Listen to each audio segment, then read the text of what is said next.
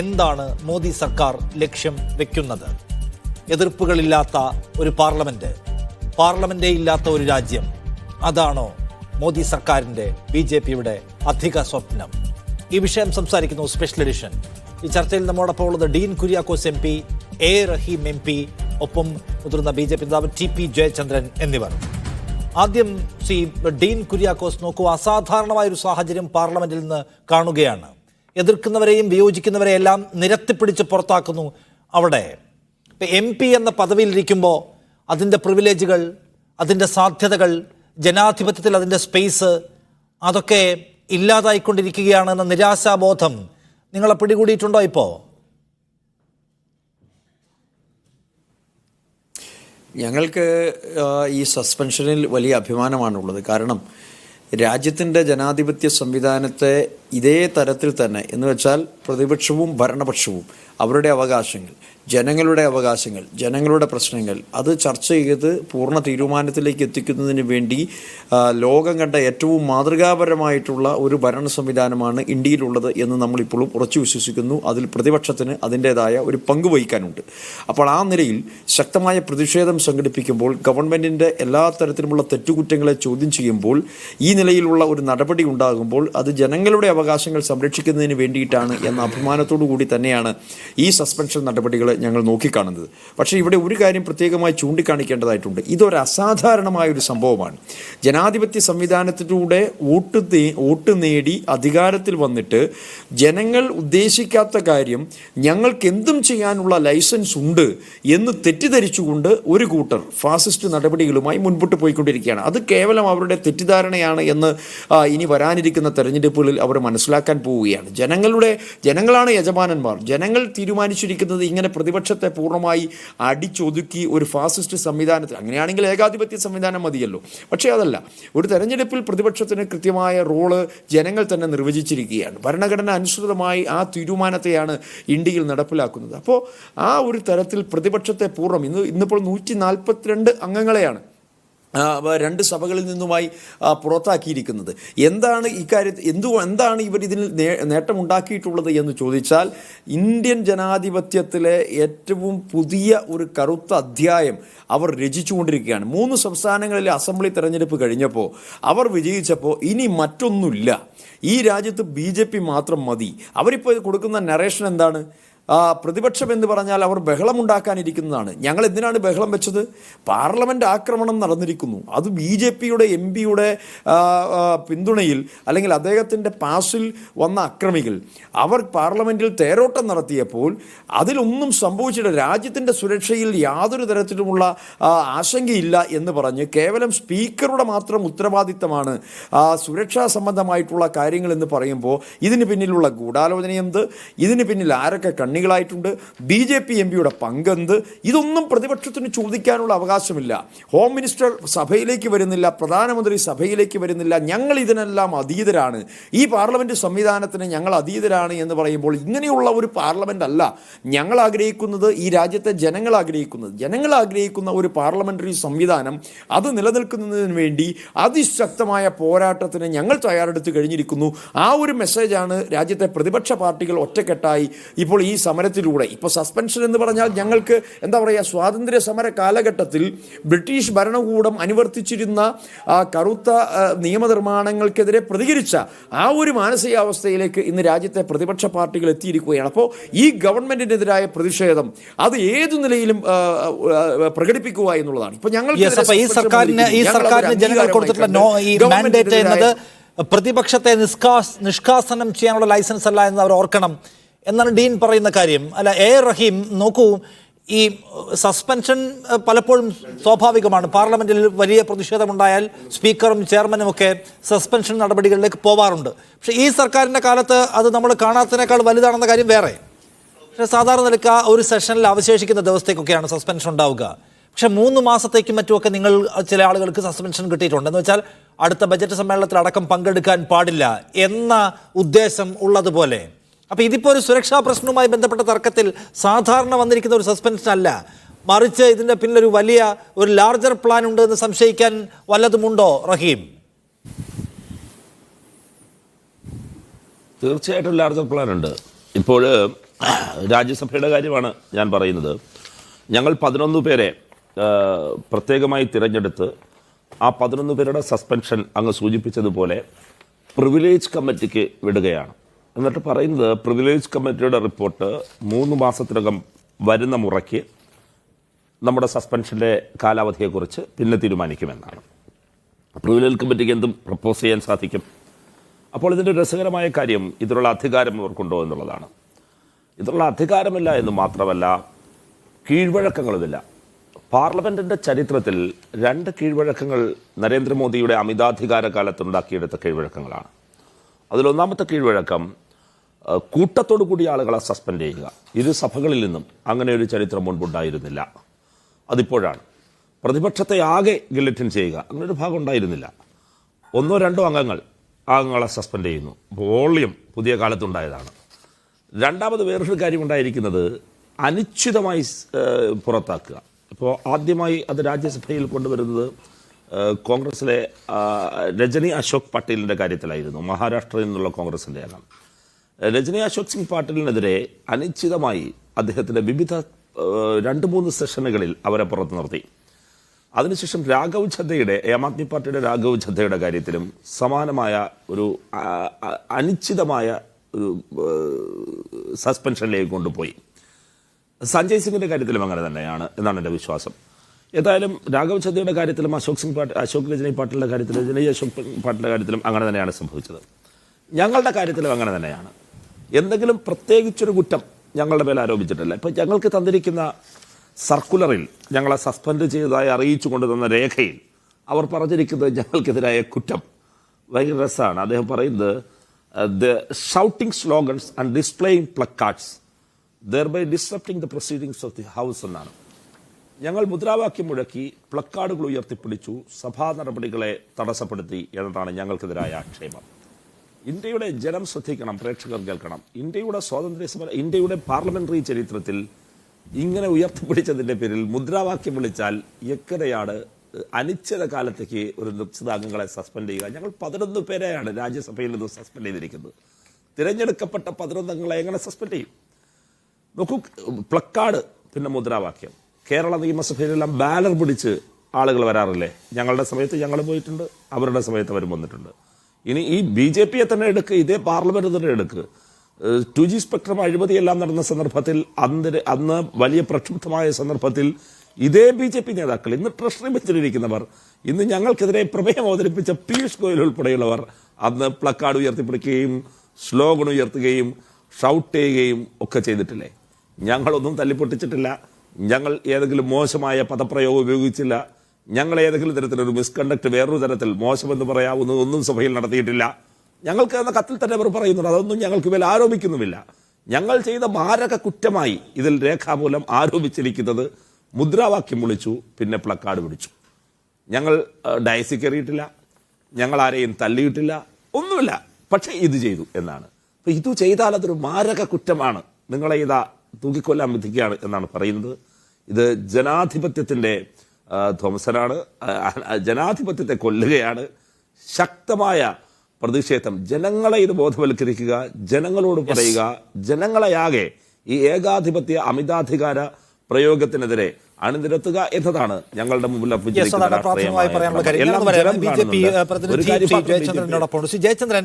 നമുക്ക് ഇവിടെ ഒന്ന് നമ്മുടെ പ്രൈം ടാർഗറ്റ് എന്ന് വിളിക്കുന്ന പാർലമെന്റ് മന്ദിരത്തിലുണ്ടായ സുരക്ഷാ വീഴ്ചയെക്കുറിച്ച് ആഭ്യന്തരമന്ത്രി സ്റ്റേറ്റ്മെന്റ് നടത്തണം, അല്ലെങ്കിൽ പ്രധാനമന്ത്രി മറുപടി പറയണമെന്ന ന്യായമായ ഒരു ആവശ്യം മുന്നിൽ വെച്ചുകൊണ്ടാണ് അവരുടെ പ്രതിഷേധം. അത് നിങ്ങൾ വഴങ്ങിക്കൊടുക്കുന്നില്ല എന്ന് മാത്രമല്ല, ആ പ്ലക്കാർഡ് പിടിച്ചതിൻ്റെ പേരിൽ, മുദ്രാവാക്യം വിളിച്ചതിൻ്റെ പേരിൽ ആളുകളെ സസ്പെൻഡ് ചെയ്യുകയാണ്, കൂട്ടത്തോടെ സസ്പെൻഡ് ചെയ്യുകയാണ്. സസ്പെൻഡ് ചെയ്യുന്നവരെ അനിശ്ചിതകാലത്തേക്ക് സസ്പെൻഡ് ചെയ്യുകയാണ്. എന്ന് വെച്ചാൽ പ്രതിപക്ഷ അംഗങ്ങൾ ആരും ഇവിടെ ഇല്ലെങ്കിലും വേണ്ടില്ല, ഞങ്ങൾ പാർലമെന്റ് ഇങ്ങനെ ഒറ്റയ്ക്ക് കൊണ്ടുപോകും, ഞങ്ങൾ ബില്ലുകൾ പാസ്സാക്കുമെന്നാണ്. അപ്പോൾ നിങ്ങൾ ലക്ഷ്യം വെക്കുന്നത് എന്താണ്? പ്രതിപക്ഷം എന്ന് പറയുന്ന പ്രതിപക്ഷത്തിൻ്റെ വിയോജിപ്പുകളില്ലാത്ത, പ്രതിപക്ഷത്തിൻ്റെ വിയോജിപ്പിൻ്റെ മുദ്രാവാക്യങ്ങളില്ലാത്ത, പ്ലക്കാർഡുകളില്ലാത്ത, നരേന്ദ്രമോദി വരുമ്പോൾ നിശബ്ദമായിരുന്ന സകലതും കാണുന്ന ഒരു പ്രതിപക്ഷത്തെയാണോ നിങ്ങൾ ആഗ്രഹിക്കുന്നത്? അത്തരമൊരു പാർലമെന്റ്, അല്ലെങ്കിൽ പാർലമെന്റ് തന്നെ ഇല്ലാത്ത ഒരവസ്ഥ, അതാണോ? അതെ, 9.5 വർഷം കഴിഞ്ഞില്ലേ? ഈ 9.5 വർഷത്തിനിടയിൽ നിങ്ങൾ ഈ പറഞ്ഞതൊക്കെ അഭംഗുരം ഇന്ത്യൻ പാർലമെന്റിനകത്ത് നടത്തിയിട്ടില്ലേ? അന്നൊന്നും ഉണ്ടായിട്ടില്ലല്ലോ. പിന്നെ ഇൻട്രോയിൽ താങ്കൾ പറഞ്ഞ മാതിരി ഇവരകത്തുണ്ടായിരുന്നെങ്കിൽ എന്താ ബില്ല് പാസ്സാവില്ലായത്? ഈ 9.5 വർഷക്കാലം ഇവരെക്കാൾ വലിയ ശക്തി ഉള്ളപ്പോഴും അകത്തിരുന്നപ്പോഴും ബില്ല് പാസ്സായിട്ടുണ്ട്. അപ്പോൾ ബില്ല് പാസ്സാക്കുകയൊന്നുമല്ല. ഓരോ സ്ഥാപനവും നടത്തിക്കൊണ്ടുപോകുന്നതിന് ഓരോ ചിട്ടവട്ടങ്ങളും, ആ ചിട്ടവട്ടങ്ങൾ ലംഘിക്കുമ്പോൾ അതിനുള്ള ചില നടപടിക്രമങ്ങളും അതിനകത്തുണ്ട്. ആ നടപടിക്രമങ്ങൾ കാലാകാലങ്ങളിൽ പാലിക്കപ്പെട്ടിട്ടുണ്ട്. ഇതാദ്യമായി ഉണ്ടായ സംഭവങ്ങളൊന്നുമല്ല, ഞാൻ ന്യായീകരിക്കുന്നില്ല. പക്ഷേ പ്രതിഷേധിക്കാനുള്ള സ്വാതന്ത്ര്യം ജനാധിപത്യപരമാണ്. എനിക്കെൻ്റെ കൈവീശാനുള്ള സ്വാതന്ത്ര്യമുണ്ട്, എനിക്ക് സംസാരിക്കാനുള്ള സ്വാതന്ത്ര്യമുണ്ട്. പക്ഷേ അത് നിഷാദിൻ്റെ മൂക്കിനെടുത്തെത്തുമ്പോൾ എൻ്റെ കൈവീശാനുള്ള സ്വാതന്ത്ര്യം അസ്തമിക്കും. അപ്പം നോക്കൂ, പാർലമെൻറ്റിനകത്തൊരു സംഭവം ഉണ്ടായി. 2 ദിവസം പ്രതിഷേധിച്ചു. നിരന്തരമായി സ്പീക്കർ പറയുന്നു, അദ്ദേഹം പറയുന്നത് അനുസരിക്കുന്നില്ല, പ്ലക്കാർഡുകൾ പിടിക്കുന്നു. അതിനൊന്നും അത്ഭുതം ഞങ്ങളെ സംബന്ധിച്ചിടത്തോളം ഇല്ല. കാരണം ഈ ഡാൻസ് അല്ലെങ്കിൽ ഈ ഒരു അഭിനയമല്ലാതെ റഹീമിൻ്റെയും ഡീനിൻ്റെയും പാർട്ടിക്ക് ഇനി എന്താണ് ചെയ്യാനുള്ളത്? ഭാരതത്തിൻ്റെ പാർലമെൻറ്റിനകത്ത് ഇന്നലെ വരെ പോസിറ്റീവായിട്ടുള്ള എന്ത് സഹകരണമാണ് ഉണ്ടായിട്ടുള്ളത്? 2014 മുതൽ ഇന്ന് വരെ പാർലമെൻറ്റിനകത്ത് ബഹളം വയ്ക്കുക. റഹീം ഇപ്പോൾ കരയുന്നത് കയറി അടിച്ചിട്ടില്ലല്ലോ എന്നാണ്. ഇത് കേരളത്തിൽ ചെയ്ത മാതിരി കയറി അടിക്കുന്നിടത്തേക്ക് എത്തുമായിരുന്നോ എന്നുള്ളതാണ് റഹീമെ ഇപ്പോൾ നമ്മൾ ചോദിക്കുന്നത്. ഇനി താങ്കൾ വായിച്ച പല കാര്യങ്ങളുണ്ടല്ലോ, ഞാൻ താങ്കൾ ചൂണ്ടിക്കാണിക്കാം. ഇപ്പോൾ താങ്കൾ ഒരു കടലാസ് വായിച്ചുകൊണ്ട് പറഞ്ഞു പ്ലക്കാർഡ് പിടിക്കുന്നത്. ഞാൻ അദ്ദേഹം ഒരുപക്ഷെ പാർലമെൻറ്റിൽ അദ്ദേഹം എത്ര കാലം പരിചയമുണ്ടെന്ന് എനിക്കറിയില്ല. In 2010 7 MPs were suspended for snatching women's reservation bill and holding placard. Meera Kumar was the speaker then. അപ്പോൾ റഹീമെ കഴിഞ്ഞകാല ചർച്ചകളിലൊക്കെ ഒന്ന് പരിശോധിച്ച് നോക്കൂ നിങ്ങൾ. വെല്ലിലിറങ്ങുക, നിരന്തരമായി ചോദിച്ചതിന് അനുസരിക്കാതിരിക്കുക, ബഹളം വയ്ക്കുക, ക്രിയാത്മകമായിട്ടൊന്നും ചെയ്യാനില്ലാത്ത പ്രതിപക്ഷം. ഇപ്പം നമുക്കറിയാം, ജനങ്ങളുടെ കോടതിയിൽ തോൽക്കുന്നു. പാർലമെൻറ്റിനകത്ത് ഇത്രയും കാലം തർക്കവും ബഹളവും ഒച്ചയും ഒക്കെ ഉണ്ടാക്കിയത് നിയമത്തിൻ്റെ കോടതിയിൽ പോകുന്നു, അവിടെയും തോൽക്കുന്നു. ഇപ്പോൾ താങ്കൾ പറഞ്ഞു 3 നിയമസഭാ തെരഞ്ഞെടുപ്പുകൾ വലിയ ആരവത്തോടെ നമ്മൾ നേരിട്ടു. പക്ഷേ എന്താ പറയുന്നത്? ഡീൻ കുര്യാക്കോസ് പറയുന്ന മാതിരി ജനങ്ങൾ കൂടെ ഉണ്ടോ? ജനങ്ങൾ ഉണ്ടാകും ഡീനെ. കേരളത്തിൻ്റെ നിങ്ങളെ ഏൽപ്പിച്ച ചുമതലകളോടെ നിങ്ങളെ ഓരോരുത്തരും ബഹളം ഉണ്ടാക്കുന്നത് എങ്കിൽ. മറിച്ച് നമുക്കറിയാം, തൃശ്ശൂരിൻ്റെ കാര്യത്തിൽ, വയനാടിൻ്റെ കാര്യത്തിൽ, ആലത്തൂരിൻ്റെ കാര്യത്തിൽ, കേരളത്തിൻ്റെ പൊതുവികസനത്തിൻ്റെ കാര്യത്തിൽ, രാജ്യത്തിൻ്റെ പൊതുവായ വിഷയങ്ങളിൽ സുസ്ഥിരതയ്ക്ക്, സമാധാനത്തിന്, വികസനത്തിന്, മുന്നേറ്റത്തിനുള്ള സഹകരണം എക്കാലം അത്രയും ഇന്ത്യൻ പാർലമെന്റിൽ ഉണ്ടായിട്ടുണ്ട്. ഞങ്ങൾ അന്നൊന്നും പ്രതികരിച്ചിട്ടില്ല. പക്ഷേ നോക്കൂ ജയചന്ദ്രൻ, താങ്കൾ ഇപ്പോൾ നേരത്തെ സർക്കാരിന്റെ കാലത്ത് സസ്പെൻഡ് ചെയ്യപ്പെട്ട ആളുകളുടെ കാര്യം പറഞ്ഞു. പാർലമെന്റിൽ പരിധി വിട്ട് പെരുമാറുന്ന ആളുകൾക്കെതിരെ നടപടി ഉണ്ടാവുക സ്വാഭാവികമാണ്. പക്ഷേ തൊട്ടാൽ നടപടിയെടുക്കും എന്ന നിലയിലാണ് നിങ്ങൾ പോകുന്നത്. ആകെ 51 പേരെ കഴിഞ്ഞ നിങ്ങൾക്ക് മുമ്പുണ്ടായിരുന്ന 2 സർക്കാരുകളുടെ കാലത്ത് സസ്പെൻഡ് ചെയ്തപ്പോൾ നിങ്ങളുടെ കാലത്ത് 225 പേരെയാണ് സസ്പെൻഡ് ചെയ്തതെന്ന് ഓർക്കണം. 5 ഇരട്ടി ആളുകളെ തൊട്ടതിനും പിടിച്ചതിനുമൊക്കെ സസ്പെൻഡ് ചെയ്യുക. പിന്നെ ഈ ഡിസ്റപ്ഷൻ ഉണ്ടാക്കിയതിന്, ഇപ്പം നേരത്തെ എ റഹീം വായിച്ചു, ഡിസ്റപ്ഷൻ ഉണ്ടാക്കിയതിന് പേരിൽ സസ്പെൻഡ് ചെയ്യുക. ഡിസ്റപ്ഷൻ എന്ന് പറയുന്നത് ഒരു സമരമാർഗമാണ്, അതൊരു ലാസ്റ്റ് റിസോർട്ട് വെപ്പണാണെന്ന് പറയുന്നത് അരുൺ ജെയ്റ്റ്ലിയെ പോലെയുള്ള BJP നേതാക്കൾ തന്നെയാണ്. അപ്പോൾ ഡിസ്റപ്ഷൻ ഒരു മഹാപാതകമായി കണ്ട് പുറത്താക്കുന്നത് എങ്ങനെയാണ്? അടുത്ത 3 മാസത്തേക്ക് എത്തിക്കൽ കമ്മിറ്റി റിപ്പോർട്ട് വരുന്ന വരെ എന്നൊക്കെ പറഞ്ഞ് പുറത്താക്കുകയാണ്. അപ്പോൾ അതിൻ്റെ ഉദ്ദേശം എന്താണ്? പുറത്താക്കാൻ ഒരു ട്രെൻഡ് ആക്കുന്നത് എന്തിനാണ്?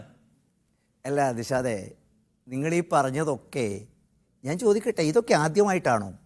1989 എത്ര പേരെയാണ് ഒറ്റയടിക്ക് പുറത്താക്കിയത്? ഇത്രയും പേരെ ആദ്യമായിട്ടാണ്. ഞാൻ എത്ര പേരെ എണ്ണമല്ലല്ലോ വിഷയം. പാർലമെന്റിനകത്ത് ആ സ്പീക്കറോട് നിരന്തരമായിട്ട് അദ്ദേഹത്തെ ഡിസപ്റ്റ് ചെയ്യുക, വെല്ലിൽ നിരന്തരമായിട്ട് ഇറങ്ങുക, അദ്ദേഹത്തെ അനുസരിക്കാതിരിക്കുക. ഞാൻ ചോദിക്കട്ടെ, പ്രതിഷേധം എന്നാണോ ഇതിന് പറയേണ്ടത്? ഇവിടെ പലരും പ്രകോപിപ്പിക്കുന്നത് എന്താ? അല്ല, ആ പ്രതിഷേധത്തിന്റെ ആ സാഹചര്യത്തെ ഒഴിവാക്കാൻ നിങ്ങൾക്കൊരു ബാധ്യതയില്ലേ? എന്താണ്? നമ്മുടെ ഇന്ത്യയിലെ ഏറ്റവും പ്രൈം ടാർഗറ്റ് ആയിട്ടുള്ള പ്രസിഡന്റ് മുതൽ എല്ലാ തെരഞ്ഞെടുക്കപ്പെട്ട ജനപ്രതിനിധികളുമുള്ള ഒരു സഭ എന്ന് പറഞ്ഞാൽ ഏറ്റവും ഒരു പരമാധികാര കേന്ദ്രമാണ്. അവിടെ സെക്യൂരിറ്റി ലാപ്സ് ഉണ്ടായതിനെക്കുറിച്ച് പ്രധാനമന്ത്രി വിശദീകരിക്കണം, അല്ലെങ്കിൽ ആഭ്യന്തരമന്ത്രി വിശദീകരിക്കണം എന്ന് പറയുന്നത് ന്യായമായൊരു ആവശ്യമല്ലേ? ആ ഒറ്റ വിശദീകരണത്തിൽ പാർലമെന്റിലെ ഈ ബഹളം അവസാനിപ്പിക്കാതിരിക്കെ ഞങ്ങൾ വരില്ല, ഞങ്ങൾ പുറത്ത് പത്രത്തിന് 1.5 മണിക്കൂർ ഇന്റർവ്യൂ കൊടുക്കും, സഭയോട് സംസാരിക്കില്ല, ഞങ്ങൾ പാർലമെന്റിനോട് അക്കൗണ്ടബിൾ ആകാൻ ഉദ്ദേശിക്കുന്നില്ല എന്നതല്ലേ ഈ പ്രശ്നത്തിന്റെ മൂല കാരണം? മാഷേ, അതൊന്ന് പറയാൻ അനുവദിക്കുമെന്ന് ഞാൻ വിചാരിക്കുന്നു. ഇന്ന് നിങ്ങളുടെ മീഡിയ 1 ചാനലും കേരളത്തിലെ ചാനലും ഒന്നും കണ്ടിട്ടുണ്ടാവില്ല. രാജ്യസഭയിലെ ചെയർപേഴ്സണെ ബോഡി ഷെയ്മിംഗ് എന്ന വൃത്തികെട്ട രൂപത്തിൽ TMCയുടെ ഒരു MP കാണിക്കുന്നത് ഒരുപക്ഷെ നിങ്ങൾ കണ്ടത് ഇംഗ്ലീഷ് ചാനലുകൾ മുഴുവൻ കാണിച്ചുകൊണ്ടിരിക്കുന്നു. അത് ഭാരതത്തിൻ്റെ പ്രധാനമന്ത്രി പ്രോത്സാഹിപ്പിച്ചുകൊണ്ട് അദ്ദേഹം അത് ഷൂട്ട് ചെയ്യുന്നു. ബോഡി ഷെയ്മിങ് ആരെയാണ്? വ്യക്തിപരമായിട്ടൊരു മനുഷ്യൻ്റെ ശാരീരിക അവശതകളെയും പോരായ്മകളെയും ഒരു ഉദാഹരണം ഞാൻ ചൂണ്ടിക്കാണിച്ചത് മാത്രമാണ് ഞാൻ പറയുന്നത്. പാർലമെൻറ്റിൻ്റെ വെല്ലിനകത്തിറങ്ങാം, പാർലമെൻറ്റിൽ പ്രതിഷേധിക്കാം, ചട്ടങ്ങളും നിയമങ്ങളും അനുസരിച്ച് അതിന് നടപടികളെടുക്കാം, നിങ്ങളുടെ എതിർപ്പുകൾ അറിയിക്കാം. ഞാൻ ചോദിക്കട്ടെ, പാർലമെൻറ്റിനകത്ത് താങ്കൾ ഇപ്പോൾ പറയുന്ന മാതിരിയിൽ who is the custodian of the Lok Sabha and Rajya Sabha? വളരെ കൃത്യമായിട്ട് പറയുന്നു. ഞാൻ റഹീമിനോടും ഡീൻ കുര്യാക്കോസിനോടും പറയുന്നു, ആരാണ് അതിൻ്റെ പരമാധികാരി? സ്പീക്കർ. മാറ്റണമോ? നമുക്ക് പാർലമെൻറ്റിൽ നിങ്ങൾ ആവശ്യം ഉന്നയിക്കൂ. അദ്ദേഹം പറയുന്നു, ഞാനാണിത് അന്വേഷിക്കേണ്ടത്, ഞാൻ അന്വേഷിക്കുന്നു. പ്രധാനമന്ത്രിയോട് ആവശ്യപ്പെട്ടു. ഞാൻ മനസ്സിലാക്കിയിടത്തോളം ഭാരതത്തിലെ സുപ്രീം അതോറിറ്റിയോട് പറഞ്ഞിരിക്കുന്നു, ഒരു കാര്യം പ്രതിപക്ഷത്തെ അസ്വസ്ഥമാക്കുന്നു, ഇതിന്റെ ഗ്രാസ് റൂട്ട് സാങ്കേതികവാദമായി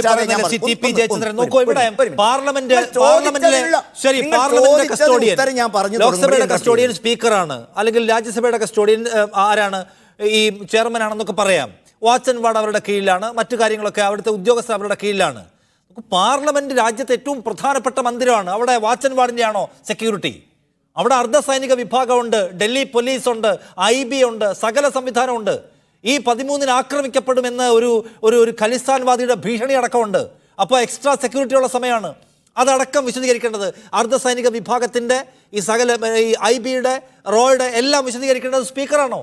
അവിടെയാണ് വരൂ, പ്രധാനമന്ത്രി പറയൂ, ഈ രാജ്യത്ത് പ്രധാനമന്ത്രിയുടെ കീഴിൽ ഈ രാജ്യം 56 ഇഞ്ചിന് കീഴിൽ സർവ്വസുരക്ഷിതമാണ് എന്ന് അവകാശപ്പെട്ട നിങ്ങൾ പറയൂ. അത് ന്യായമല്ലേ? എന്തിനൊരു സ്റ്റേറ്റ്മെന്റ് നടത്തിയാൽ എന്താണ്? ഇതിന് മുമ്പ് ഒരിക്കൽ 22 വർഷം മുമ്പ് ആക്രമിക്കപ്പെട്ടത് നമുക്ക് ഓർമ്മയുണ്ട്. അന്ന് നിങ്ങളുടെ അദ്വാനി വിശദീകരിച്ചിട്ടില്ലേ പാർലമെന്റിൽ? ഇപ്പം മോദിക്ക് എന്താ മടി? നിഷാദെ, മീഡിയ വണിൽ സാധാരണ ഇങ്ങനെ ചോദ്യങ്ങൾ ചോദിച്ചുകൊണ്ട് മാത്രമല്ല, ഉത്തരങ്ങൾ പറയുമ്പോൾ ഇടയ്ക്ക് തടസ്സപ്പെടുന്ന ഒരു രീതി കൈരടിയ മാതിരി ഞാൻ കണ്ടിട്ടില്ല. താങ്കൾ ചോദിച്ചിടത്തേക്കാണ് ഞാൻ വരുന്നത്. പാർലമെന്റിന്റെ കസ്റ്റോഡിയൻ എന്ന നിലയ്ക്ക് അദ്ദേഹം പറയുന്നു, ഇതിന്റെ ഗ്രാസ് റൂട്ട് ലെവൽ അന്വേഷിക്കും, അന്വേഷണം പുരോഗതിയിലാണ്. ഇനി ഞാൻ ചോദിക്കട്ടെ, നിങ്ങൾ ഈ പറയുന്ന മാതിരിയിൽ മീഡിയ വണ്ണിൻ്റെ ആവശ്യമല്ലല്ലോ പാർലമെൻറ്റിനകത്ത് നടപ്പിലാക്കാൻ സാധിക്കുന്നത്. പാർലമെൻറ്റിൽ സ്പീക്കർ അദ്ദേഹം ആവശ്യപ്പെടാതെ പ്രധാനമന്ത്രിക്ക് അവിടെ ഈ കാര്യം വിശദീകരിക്കാൻ സാധിക്കുമോ? അദ്ദേഹം ആവശ്യപ്പെടാതെ ആഭ്യന്തരമന്ത്രി ചെയ്യാൻ സാധിക്കുമോ? അതൊന്നുമല്ല നിഷാദേ വിഷയം. ഈ കഴിഞ്ഞ പാർലമെൻറ്റിൻ്റെ ഓരോ സെഷനും നിങ്ങൾ പരിശോധിക്കുക, ഓരോ സെഷനും പരിശോധിക്കുക, ഏതെങ്കിലും വിഷയങ്ങൾ ഉയർത്തിക്കൊണ്ട് ബഹളമയമാക്കും അത് നടത്താൻ സമ്മതിക്കുക. ഒറ്റ കാര്യം ഞാൻ ചൂണ്ടിക്കാണിക്കാം. ഇപ്പോൾ പെഗാസസിനെ കുറിച്ച് വലിയ വീരവാദം മുഴക്കി രാഹുൽ ഗാന്ധിയും CPM-കാരും ഒക്കെ ഞങ്ങളുടെ ഫോണടക്കം ചോർത്തപ്പെട്ടു എന്ന് ഭയങ്കര കരച്ചിൽ. എത്ര ദിവസം പാർലമെന്റ് സ്തംഭിപ്പിച്ചു. അവസാനം അതിനുവേണ്ടി കമ്മിറ്റി ഉണ്ടാക്കി അന്വേഷണം വെച്ചു. ആ ഫോണൊന്ന് ഹാജരാക്കാൻ, നിഷാദ് ശ്രദ്ധിക്കണം, നിങ്ങൾ പറഞ്ഞല്ലോ ചെയ്താൽ മതിയെന്ന്, ആ ഫോണൊന്ന് ഹാജരാക്കാൻ ആവശ്യപ്പെട്ടപ്പോൾ ഇവരാരെങ്കിലും ഹാജരാക്കിയോ? അവസാനം സുപ്രീം കോടതി വരെ പോയി. ഞാനിത് മാത്രമല്ല, CAയുടെ പേരിൽ 370-ാം വകുപ്പിൻ്റെ പേരിൽ എല്ലാം നമ്മൾ ബഹളമുണ്ടായി. ഒറ്റ ലക്ഷ്യമേ ഉള്ളൂ, രാജ്യം ഇന്ന് ലോകത്തിൻ്റെ 5ാം സാമ്പത്തിക ശക്തിയാണ്, 3ാം സൈനിക ശക്തിയാണ്. ലോകത്തിൻ്റെ കാര്യങ്ങളിൽ വികസനത്തിൻ്റെ മുന്നേറ്റത്തിൻ്റെ കാര്യത്തിൽ ഇന്ത്യ മുന്നോട്ട് പോകുന്നു, ഇൻഫ്രാസ്ട്രക്ചറിൻ്റെ കാര്യത്തിൽ ഭാരതം മുന്നോട്ട് പോകുന്നു. ഇതൊന്നും ഞങ്ങളുടെ കാലഘട്ടത്തിൽ നടക്കാത്തത് ഞങ്ങൾ അനുവദിക്കില്ല. ഇത് ജനങ്ങളുടെ കോടതിയിൽ പോയപ്പോൾ താങ്കൾ തന്നെ പറഞ്ഞു, ജനങ്ങളും കൈയൊഴിയും. അപ്പം ഇനി എന്താണ് ഒറ്റ വഴി? ബഹളം ഉണ്ടാക്കുക, ഏതെങ്കിലും തരത്തിൽ രക്തസാക്ഷികളായി തീരുക, ഏതെങ്കിലും തരത്തിൽ ഇത്തരം പറഞ്ഞ് ഇതൊന്നും മനസ്സിലാക്കാവുന്നതിന് അപ്പുറത്തേക്ക് ഇന്ത്യൻ ജനാധിപത്യം വളർന്നു കഴിഞ്ഞു. TP ജയചന്ദ്രൻ വെറുതെ ബഹളം വെക്കുകയല്ല, ഒരു ആവശ്യം ഉന്നയിക്കുകയാണ്. ആവശ്യം ഉന്നയിക്കുന്നത് എന്താണ്? ഈ രാജ്യത്തെ ഭരണകൂട പ്രധാനികൾ പാർലമെന്റിനോട് അക്കൗണ്ടബിൾ ആവണം, സംഭവിച്ചത് എന്താണെന്ന് വിശദീകരിക്കണം. ഇതിനു മുൻപ് നിങ്ങളുടെ നേതാവ് LK അദ്വാനി വിശദീകരിച്ചിട്ടുണ്ട്. അതുപോലെ വിശദീകരിക്കണം. കാരണം പാർലമെന്റിൽ ഉണ്ടായിട്ടുള്ള ഒരു സുരക്ഷാ വീഴ്ച സീരിയസ് ആയിട്ടുള്ള കാര്യമാണ്. നിങ്ങൾക്കിപ്പോൾ അതിനകത്ത് ഉപയോഗിക്കാൻ തക്ക എലമെന്റ്സ് ഒന്നും ഇല്ല എന്നുകൊണ്ട് നിങ്ങൾക്കത് മറന്നു കളയാനായിരിക്കും താല്പര്യം. പക്ഷെ ഇത് വലിയൊരു കാര്യമാണ്. അതിനെക്കുറിച്ച് പ്രധാനമന്ത്രി വിശദീകരിക്കണമെന്ന് പറയുന്നത് ഒരു അപരാധമാണോ? പാർലമെന്റിൽ പറയുന്നതിന് ഇത്ര ഈഗോഡ് ആവശ്യം എന്നാണ്, വിശദീകരിച്ചാൽ പോരെ? അല്ല നിഷാദെ, ഇതിനകത്ത് തന്നെ നമുക്ക് കൃത്യമായി പണ്ടും ഇതിനേക്കാൾ ഭയാനകമായ സാഹചര്യങ്ങൾ ഇന്ത്യ രാജ്യത്തുണ്ടായിരുന്നല്ലോ. സ്വന്തം അംഗരക്ഷകനായ പ്രധാനമന്ത്രി കൊല്ലപ്പെട്ടപ്പോഴും പാർലമെന്റിനകത്ത് പ്രതിപക്ഷം രാഷ്ട്രീയ ഉപരോധത്തിന് വേണ്ടിയിട്ട് ബഹളം ഉണ്ടാക്കിയതല്ല. മറ്റൊരാൾ തോക്കിൻ്റെ പാത്തി കൊണ്ട് അടിയേറ്റിരുന്നു മറ്റൊരാൾക്ക്. ഞാൻ അതൊക്കെ രാജ്യത്തിനെതിരായുള്ള അക്രമമായും അതിനെ രാജ്യം ഒന്നിച്ച് നേരിടണമെന്ന് നമ്മൾ വരികയും ചെയ്തു. പകരം ഇവിടെ എന്താ ഉണ്ടാകുന്നത്? പുറത്ത് ദൈനിക് ജാഗരൻ ഇന്റർവ്യൂ കൊടുക്കുന്നുണ്ട്, പുറത്ത് പറയുന്നുണ്ട്, ട്വീറ്റ് ചെയ്യുന്നുണ്ട്. ഇതൊന്നും സഭയിൽ പറഞ്ഞുകൂടെ? അല്ല, ഞാൻ ചോദിക്കട്ടെ, ഈ പാർലമെന്റ് നടത്തിക്കൊണ്ടുപോകാൻ അവിടെ സംസാരിക്കാൻ കഴിഞ്ഞ പാർലമെന്റ് ചരിത്രം വെച്ച് എപ്പോഴെങ്കിലും പ്രതിപക്ഷം അനുവദിച്ചിട്ടുണ്ടോ? ഇത് സംസാരിച്ചാൽ തീരും ഇല്ലെന്നേ. വന്നാൽ ആ പാർലമെന്റിൽ ബഹളം വെക്കുകയും എഴുന്നേൽക്കുമ്പോൾ ഓടിപ്പോവുകയും അല്ല ഉണ്ടായത്. അതുകൊണ്ട് ഇതൊന്നും പ്രശ്നത്തിലുള്ള പരിഹാരം. പ്രധാനമന്ത്രി വളരെ കൃത്യമായിട്ട് പറഞ്ഞു. ഇപ്പൊ പ്രതിപക്ഷത്തിന് നിങ്ങൾ പറയുന്നത് നിഷാദ്, പ്രതിപക്ഷത്തിന് ഭയമുണ്ട്. ഇതിന്റെ അടിത്തട്ടിലേക്ക് എത്തിയാൽ ഇത് പലരുടെയും ഇരിപ്പിടത്തിനടിയിലേക്ക് എത്തും. അപ്പൊ പലർക്കും പൊള്ളും. അത് തടയണം. ഞങ്ങൾ ഉറക്കെ പറയുന്നു, രാജ്യത്തിന്റെ ഏറ്റവും ആഘാതമാണ്, രാജ്യത്തിനോട് കടത്തി ഏറ്റവും വലിയ മാപ്പ് അർഹിക്കാത്ത തെറ്റാണ്. അത് സഭയിൽ പറയുന്നു. എവിടെ പറയണമെന്ന് അതല്ലേ ഇതാണ് പ്രശ്നം നിഷാദ്. ജനങ്ങൾ തിരസ്കരിക്കുന്ന, തോറ്റോടിക്കൊന്നിരിക്കുന്ന, കൂടെ ആളില്ലാത്ത ഞങ്ങൾ എന്ത് പറയുന്നു അത് നിങ്ങളൊക്കെ കേൾക്കണം. അത് പാർലമെന്റിന്റെയോ രാജ്യസഭയുടെയോ ലോകസഭയുടെ അധിപന്മാരല്ല. ഞങ്ങൾ പറയുന്നത് പോലെ ചെയ്യണം. അതല്ലേ നിഷാദേ വെച്ചാൽ? അല്ല, നിങ്ങൾ ഇത്ര ചെറുതായി കാണല്ലോ. പാർലമെന്റിനോട് പറയാന്ന് വെച്ചാൽ പ്രതിപക്ഷത്തിരിക്കുന്ന ഡീൻ കുര്യാക്കോസിനോടും റഹീമിനോടും പറയലാണ്. അത് കുറച്ചിലാണ് എന്നാണോ? അത് ജനസഭയാണ്. രാജ്യത്തോട് ഉത്തരവാദിത്തോട് പറയുക, ജനങ്ങളോട് പറയലാണത്. അവിടെ ആരിയ്ക്കുന്നു, ഏത് കക്ഷി എന്നത് വിഷയമല്ല. അതിന്റെ ആ നിലയ്ക്കുള്ള സത്താപരമായ മൂല്യം നിങ്ങൾ മനസ്സിലാക്കിയിട്ടില്ല. വളരെ കൃത്യമായിട്ട് speaker, I am the custodian, ഞാനാണ് അതിന് ഉത്തരവാദി, ഞാൻ ആ പ്രസ്താവന നടത്തി. പക്ഷെ നിങ്ങളല്ല പറയേണ്ടത്, മറ്റവരാണ്. അവൻ വന്ന് പറഞ്ഞാലേ ഞങ്ങൾ കേൾക്കുമെന്ന് പറഞ്ഞു. ഇതല്ലേ നിഷാദേ ഡീൻ കുര്യാക്കോസ്? നോക്കൂ, ഒന്നാമത്തെ കാര്യം, നിങ്ങൾക്ക് അനാവശ്യ പിടിവാശിയാണ്. ബഹളമുണ്ടാക്കി എപ്പോഴും ഡിസ്റപ്ഷൻ ഉണ്ടാക്കണം എന്നത് നിങ്ങളുടെ ഒരു മോശം സ്ട്രാറ്റജിയാണ്. അതിന് വഴങ്ങിത്തരാൻ ഉദ്ദേശിക്കുന്നില്ല. പിന്നെ പാർലമെന്റിലെ സുരക്ഷാ വീഴ്ചയുടെ ഉത്തരവാദിത്വം സ്പീക്കർ പറഞ്ഞോളും. പിന്നെ സ്പീക്കർ പറഞ്ഞാലേ പ്രധാനമന്ത്രിക്ക് സ്റ്റേറ്റ്മെന്റ് തരാൻ പറ്റൂ. പ്രധാനമന്ത്രി പുറത്തു പറയുന്നുണ്ട്, അകത്ത് നിങ്ങളോട് പറയണമെന്നുള്ള നിർബന്ധ ബുദ്ധി എന്തിനാണ്? നിങ്ങൾ കുഴപ്പമുണ്ടാക്കാൻ ആഗ്രഹിക്കുന്നവരാണ്. നിങ്ങൾ ഭരണനിർവഹണ പരിപാടികളുമായി സഹകരിക്കാൻ ആഗ്രഹമില്ലാത്തവരാണ്. ആ നിങ്ങളുടെ ഡ്രാമയാണിതെന്ന്. അല്ല, ഈ BJP-യുടെ പ്രതിനിധി ഇവിടെ നിന്ന് വല്ലാതെ ന്യായീകരിക്കുന്നത് കാണുമ്പോൾ എനിക്ക് കുറച്ച് കാര്യങ്ങൾ പറയാനുണ്ട്. അദ്ദേഹം പറഞ്ഞ പല കാര്യങ്ങൾക്കും മറുപടിയുണ്ട്, അതിനുള്ള സമയം തരണം. ഒന്നാമതായി എനിക്ക് അദ്ദേഹത്തോട് ചോദിക്കാനുള്ളത്, ഈ അക്രമികൾക്ക് പാസ് ഇഷ്യൂ ചെയ്ത പ്രതാപ് സിൻഹ ഇപ്പോഴും പാർലമെൻറ്റ് അംഗമായി ഒരു ഷോക്കോസ് നോട്ടീസ് പോലും കിട്ടാതെ, ഇല്ലെങ്കിൽ അദ്ദേഹത്തെ 7 പണ്ട് സസ്പെൻഡ് ചെയ്യാനെങ്കിലും ഇവർക്കുള്ളൊരു വിവേകബുദ്ധി വേണ്ടേ? ഈ അക്രമികളുമായി അദ്ദേഹത്തിനുള്ള ബന്ധം എന്താണെന്ന് അന്വേഷിക്കണ്ടേ? ഈ അക്രമത്തിന് പിന്നിൽ അദ്ദേഹത്തിന് റോളുണ്ടോ എന്ന് ചോദ്യം ചെയ്യണ്ടേ? ഇതൊന്നും ചെയ്തിട്ടില്ലല്ലോ. എന്നിട്ട് ഞങ്ങളോട് പറയുകയാണ് ഞങ്ങൾ ബഹളം വെച്ചാൽ വലിയ കുറ്റമായി പോയത്. ആദ്യം ഒരു എന്താ പറയുക, ഈ അന്ധമായ രാഷ്ട്രീയ വിരോധത്തിൻ്റെ പേരിൽ ഇപ്പോൾ 3 സംസ്ഥാനങ്ങൾ ജയിച്ചു എന്നതിൻ്റെ പേരിൽ രാജ്യം രണ്ടാമത് സ്വാതന്ത്ര്യം പ്രാപിച്ചു എന്നെങ്കിലും പറഞ്ഞ ആ ഒരു രീതിയിലുള്ള വർത്തമാനമൊന്നും ഇവിടെ വേണ്ട. അങ്ങനെയുള്ള അതൊക്കെ അങ്ങ് കൈവച്ചാൽ മതി. ഞങ്ങൾ പ്രതിപക്ഷത്തിൻ്റെ അംഗങ്ങൾ രാജ്യത്തെ ജനങ്ങൾ തിരഞ്ഞെടുത്ത് അവിടെ വന്നതാണ്. ഞങ്ങൾ അംഗങ്ങളിൽ കുറവാണെങ്കിലും പ്രതിപക്ഷം എന്തെന്ന് ഭരണഘടനയിൽ നിർവചിച്ചിട്ടുണ്ട്. അതുകൊണ്ട് ഞങ്ങൾ എന്ത് ചെയ്യണം, ഞങ്ങൾ എന്ത് പറയണം, ഞങ്ങൾ ഏത് വിധത്തിൽ പ്രതിഷേധിക്കണമെന്ന് BJP-യുടെ പ്രതിനിധി ഞങ്ങളെ പഠിപ്പിക്കേണ്ട, ആദ്യമേ തന്നെ അതങ്ങ് പറയുകയാണ്. അപ്പോൾ അതുകൊണ്ട് കൂടുതലങ്ങ് വാചാലമാകുമ്പോൾ യഥാർത്ഥ വിഷയങ്ങളിൽ നിന്ന് നിങ്ങൾ ഒളിച്ചോടാൻ ശ്രമിക്കുകയും വേണ്ട. ഞാനിവിടെ പറയാം, നിങ്ങൾ പറഞ്ഞല്ലോ സ്പീക്കറാണ് പാർലമെൻറ്റിൻ്റെ കസ്റ്റോഡിയൻ. എന്നാൽ ഈ സുരക്ഷാ വീഴ്ചയുടെ പേരിൽ ആ ഉത്തരവാദിത്വം ഏറ്റെടുത്ത് അദ്ദേഹം രാജിവെക്കട്ടെ. അതല്ലേ ജനാധിപത്യ മര്യാദ? ഇപ്പോൾ മുമ്പ് ലാൽ ബഹദൂർ ശാസ്ത്രിയുടെ കാലഘട്ടത്തിൽ ഞങ്ങളുടെ മന്ത്രിമാർ അല്ലെങ്കിൽ അദ്ദേഹം രാജിവെച്ചിട്ടുണ്ടല്ലോ. എന്താ, ട്രെയിൻ അപകടമുണ്ടായതിൻ്റെ പേരിൽ ഉന്നതമായ ജനാധിപത്യ മര്യാദ വെച്ചുകൊണ്ട് ഞങ്ങളുടെ പല നേതാക്കന്മാരും പല കാലഘട്ടങ്ങളിൽ രാജിവെച്ചിട്ടുണ്ട്. എന്നാൽ ഈ സുരക്ഷാ വീഴ്ചയുടെ കാര്യത്തിൽ അമിത്ഷാ രാജിവെക്കാൻ തയ്യാറാണോ? രാജിവെക്കട്ടെ, എന്നാൽ ഞങ്ങൾ ബഹുമാനിക്കാം, അമിത്ഷായെ ബഹുമാനിക്കാം. പാർലമെൻറ്റിലൊന്നും അദ്ദേഹം മറുപടി പറയേണ്ട, അദ്ദേഹം രാജിവെച്ചാൽ മതി. കാരണം എന്താ, 170-ൽ അധികം വരുന്ന സുരക്ഷാ ഉദ്യോഗസ്ഥന്മാരെ നിയമിക്കേണ്ട സമയത്ത് നിയമിച്ചില്ല. അതാണ് കുറ്റം. എന്താ, പാർലമെൻ്റ് എന്ന് പറയുന്നത് ഒരു സ്വകാര്യ പ്രോപ്പർട്ടിയാണോ? ഇന്ത്യയിലെ ഏറ്റവും പ്രധാനപ്പെട്ട സുരക്ഷാപരമായി ഏറ്റവും പ്രധാനപ്പെട്ട കേന്ദ്രമല്ലേ ജനാധിപത്യത്തിൻ്റെ ശ്രീകോവിൽ പാർലമെൻറ്റിനെ നമ്മൾ ബഹുമാനിക്കുന്നു. അവിടെ അക്രമികൾ അഴിഞ്ഞാടാൻ ഇങ്ങനെ അനുവദിച്ചതിൻ്റെ ഉത്തരവാദിത്വം ആർക്കാ? ഹോം മിനിസ്റ്റർക്ക് തന്നെയാണ്. അദ്ദേഹം രാജിവെക്കണം. ആ രാജിവെക്കണമെന്ന് പറഞ്ഞാൽ തെറ്റാണോ? അപ്പോൾ അത് മറുപടി പറയാൻ അദ്ദേഹത്തിന് ഒരുപാട് ബപ്പടിക്കും. അതുകൊണ്ടാണ് അദ്ദേഹം പാർലമെൻറ്റിൽ വന്നിട്ട് സംസാരിക്കാത്തത്. ഇത് ഞങ്ങൾക്കാർക്ക് മനസ്സിലാത്ത കാര്യമൊന്നുമല്ല. കാരണം 170-ലധികം വരുന്ന സുരക്ഷാ ജീവനക്കാരെ നിയമിച്ചിട്ടില്ല, റിപ്പോർട്ടുണ്ട്. അവർ നിയമിക്കാത്തത് ഇത് ഞാൻ ചോദിക്കട്ടെ, ഈ അക്രമികൾ ഷൂസ് ധരിച്ച് ആ ഷൂസിനടിയിൽ ഒരു സ്ഫോടക വസ്തു കയറ്റി വെച്ച് അതിന് പകരം വല്ല ബോംബോ മറ്റോ ഒന്നും അല്ലാത്തത് കൊണ്ട് നമ്മളൊക്കെ ജീവിച്ചിരിക്കുന്നു. ഞങ്ങളെല്ലാം പാർലമെൻറ്റിനുള്ളിലുണ്ട്. ഞങ്ങൾ ജീവിച്ചിരിക്കുന്നതിൻ്റെ കാരണം എന്താ? ആ അക്രമികളുടെ കയ്യിലിരുന്ന വസ്തു സ്ഫോടക വസ്തുവല്ല എന്നുള്ളതുകൊണ്ട്. ഒരു മെറ്റൽ ഡിറ്റക്ടർ ഉപയോഗിച്ച് പോലും അവരെ പരിശോധിക്കാൻ, അവരുടെ ഷൂസ് പരിശോധിക്കാൻ പോലുമുള്ള സംവിധാനം ഇന്ത്യൻ പാർലമെൻറ്റിൽ ഇല്ലാത്തതുകൊണ്ട് ഞങ്ങൾ പാർലമെൻറ്റിൽ ഇല്ല എന്നുള്ളത് വെളിപ്പെട്ടു. ഇനി നേരെ തിരിച്ച് മറ്റെന്തെങ്കിലും ഉണ്ടായിരുന്നെങ്കിൽ, ഈ പറയുന്ന സ്ഫോടക വസ്തുക്കൾ വല്ലായിരുന്നെങ്കിൽ ഞങ്ങളെല്ലാം മരിച്ചുപോയേനെ. നിങ്ങൾക്കിതെല്ലാം ലഘൂകരിക്കാം. നിങ്ങൾക്കിതെല്ലാം ലളിതവൽക്കരിച്ചുകൊണ്ട് പ്രധാനമന്ത്രി വലിയവനാണ്, അമിത്ഷാ വലിയവനാണ്, ഇങ്ങനെ വാഴ്ത്തിപ്പാട്ട് പാടാനല്ലാതെ നിങ്ങൾക്ക് എന്തറിയാം ബി ജെ പിയുടെ പ്രതിനിധികൾക്ക്? അല്ലാതെ ഈ രാജ്യത്തെ ഞാൻ 3 പ്രാവശ്യം സസ്പെൻഷനിലായ ആളാണ്. എന്താ കാര്യം? ഞാൻ ആദ്യത്തെ പ്രാവശ്യം സസ്പെൻഷനിലായത് എന്നിൻ്റെ പേരില ഉന്നാവോ സംഭവത്തിൻ്റെ പേരിൽ ഉത്തർപ്രദേശിൽ ഉന്നാവോ ഇഷ്യൂ ഉണ്ടായപ്പോൾ ഒരു പെൺകുട്ടിയെ മൃഗീയമായി കൊലപ്പെടുത്തി ബി ജെ പിയുടെ പ്രതിനിധി അവിടുത്തെ MLA ആ കേസിൽ പ്രതിയാക്കപ്പെട്ടപ്പോൾ രാജ്യത്തിൻ്റെ പാർലമെൻറ്റിൽ ഈ വിഷയം ചർച്ച ചെയ്യണമെന്നാവശ്യപ്പെട്ടുകൊണ്ട് പ്രതിപക്ഷ അംഗങ്ങൾ സമരം ചെയ്തപ്പോൾ ഞാനും എന്നോടൊപ്പമുള്ള സഹപ്രവർത്തകരും ആദ്യത്തെ പ്രാവശ്യം സസ്പെൻഷനിലായി. രണ്ടാമത് ഞാൻ സസ്പെൻഷനിലായത് എപ്പോഴാണ്? വിലക്കയറ്റം അതിരൂക്ഷമായ ഘട്ടത്തിൽ ആ വിഷയം നിങ്ങളിവിടെ ചർച്ചയെക്കുറിച്ചൊക്കെ അതിൻ്റെ മഹത്വത്തെക്കുറിച്ചൊക്കെ പറഞ്ഞല്ലോ. രാജ്യത്തെ ജനങ്ങൾ വിലക്കയറ്റം മൂലം കഷ്ടപ്പെടുമ്പോൾ ആ വിഷയം പാർലമെൻറ്റിൽ ചർച്ച ചെയ്യണമെന്ന് ആവശ്യപ്പെട്ടുകൊണ്ട് സമരം ചെയ്തപ്പോൾ അതിൻ്റെ പേരിലും സസ്പെൻഷനിലായി. ഇപ്പോൾ മൂന്നാമത് ഈ പ്രാവശ്യം സസ്പെൻഷനിലായി. ഞാൻ ഇപ്പോൾ ചോദിക്കുന്ന ചോദ്യം എന്താ? ഇപ്പോൾ നിങ്ങൾ പറഞ്ഞ പാർലമെൻറ്റിൻ്റെ കസ്റ്റോഡിയൻ എന്താ ചെയ്തത്? പാർലമെൻറ്റിൻ്റെ കസ്റ്റോഡിയൻ എന്നാൽ പിന്നെ ഈ ഒഴിവുകളങ്ങ് നികത്താൻ വേണ്ടി അദ്ദേഹത്തിന് കഴിയാൻ പറ്റില്ലായിരുന്നോ? എന്താ അദ്ദേഹം ചെയ്യാത്തത്? ഹോം മിനിസ്റ്റർ എന്താ ആ കാര്യത്തിൽ അത് ഇടപെടാത്തത്? അപ്പം ഞങ്ങൾ ചോദിച്ചു. ആദ്യത്തെ ദിവസം ഞങ്ങൾ 13 പേർ സസ്പെൻഷനിലായി. ഞാൻ ഒരു കാര്യം കൂടെ പറയാം.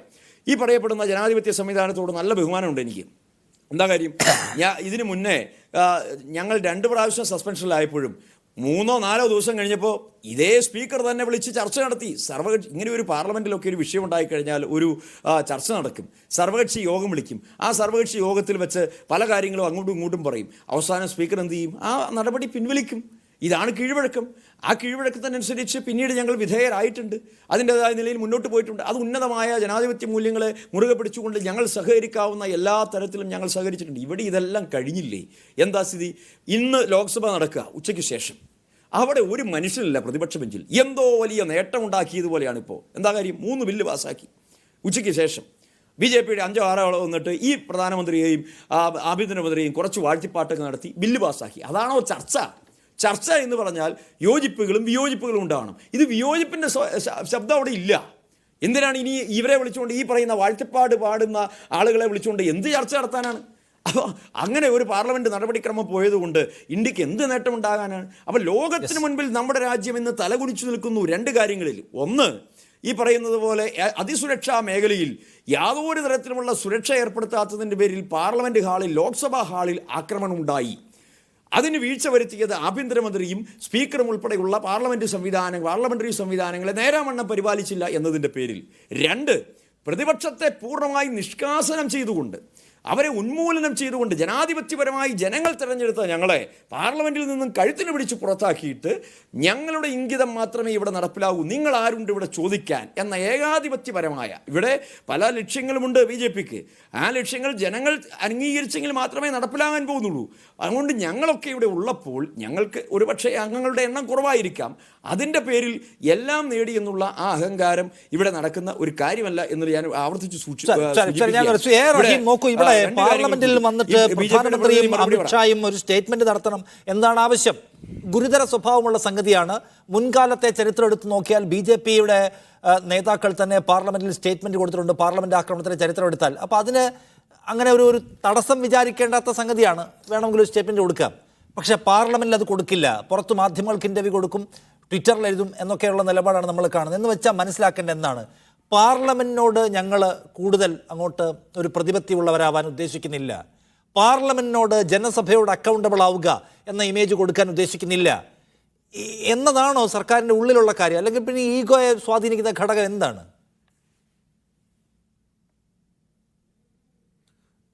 ഇതിനകത്ത് 2-3 കാര്യങ്ങൾ പറയാനുണ്ട്. ചിലത് ഡീൻ മറുപടി പറഞ്ഞു.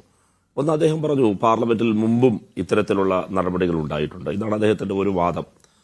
അദ്ദേഹം 80കളിലെ ഒരു നടപടിയെ ഉദ്ധരിക്കുകയുണ്ടായി.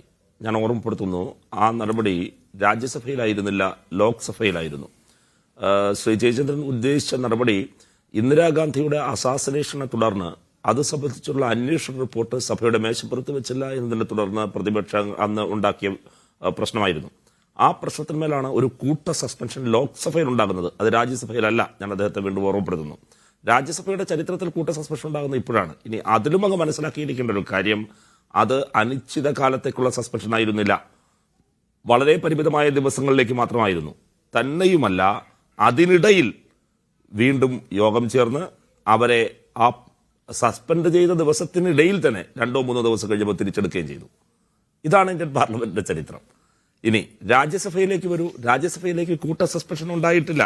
രാജ്യസഭ അദ്ദേഹം പറഞ്ഞ മറ്റൊരു വാദം, നിങ്ങൾക്ക് കൈവീശാം, പക്ഷേ എൻ്റെ മൂക്കിൽ കൊള്ളരുത്. രാജ്യസഭയും മറ്റും പ്രവർത്തിക്കുന്നത് നിശ്ചിതമായ ചട്ടങ്ങളുടെ അടിസ്ഥാനത്തിലാണ്. ഞാൻ അദ്ദേഹത്തെ തിരിച്ചോർമ്മപ്പെടുത്തുന്ന കാര്യം, രാജ്യസഭ പ്രവർത്തിക്കുന്നത് ചട്ടങ്ങളുടെയും കീഴ്വഴക്കങ്ങളുടെയും അടിസ്ഥാനത്തിലാണ്. എങ്കിൽ ആ ചട്ടപ്രകാരമേ നിങ്ങൾക്ക് നടപടിയെടുക്കാൻ കഴിയൂ.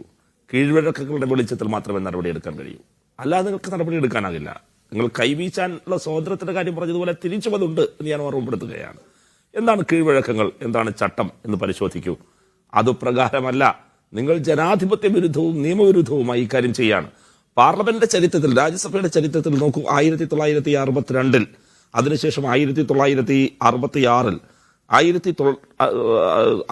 1966 വീണ്ടും 2 തവണ 1966 1966 വീണ്ടും, പിന്നീട് 67, പിന്നെ 71, പിന്നെ 74, അത് കഴിഞ്ഞാൽ പിന്നീട് 87, ഏറ്റവും ഒടുവിൽ 2010. ഇതെല്ലാം നിങ്ങൾ നോക്കിയാൽ കാണാൻ കഴിയുന്നൊരു കാര്യം, വളരെ പരിമിതമായ ദിവസത്തേക്കായിരുന്നു, 1-2 അംഗങ്ങളെയായിരുന്നു. അത് മാത്രവുമല്ല, ചട്ടപ്രകാരം മാത്രമേ അവിടെയെല്ലാം നടന്നിട്ടുള്ളൂ. ആ കാലയളവിനുള്ളിൽ തന്നെ കൺസെൻസിലെത്തി അവരെ തിരിച്ചെടുത്തിട്ടുണ്ട്. എന്നാൽ നിങ്ങൾ അധികാരത്തിൽ വന്ന 2014 അധികാരത്തിൽ വന്ന് 2014 മുതൽ ആദ്യഘട്ടത്തിൽ അതേ കാര്യങ്ങൾ തന്നെയാണ് തുടർന്നത്. എന്നാൽ രണ്ടാമത് വീണ്ടും നിങ്ങൾ അധികാരത്തിൽ വന്ന് 2019 മുതൽ നിങ്ങൾ രംഗത്തെ പതുക്കെ മാറ്റുന്നുണ്ട്. ആ മാറ്റത്തിൽ ആദ്യം നിങ്ങൾ മാറ്റിയ മാറ്റം കൂട്ടത്തോടെ സസ്പെൻഡ് ചെയ്യാൻ തുടങ്ങി. ഇപ്പോൾ എനിക്ക് ഓർമ്മയുണ്ട്, ഞാൻ രാജ്യസഭയിലെത്തി എൻ്റെ 9ാമത്തെ ദിവസം ഞാൻ സസ്പെൻഷന് വിധേയമായി.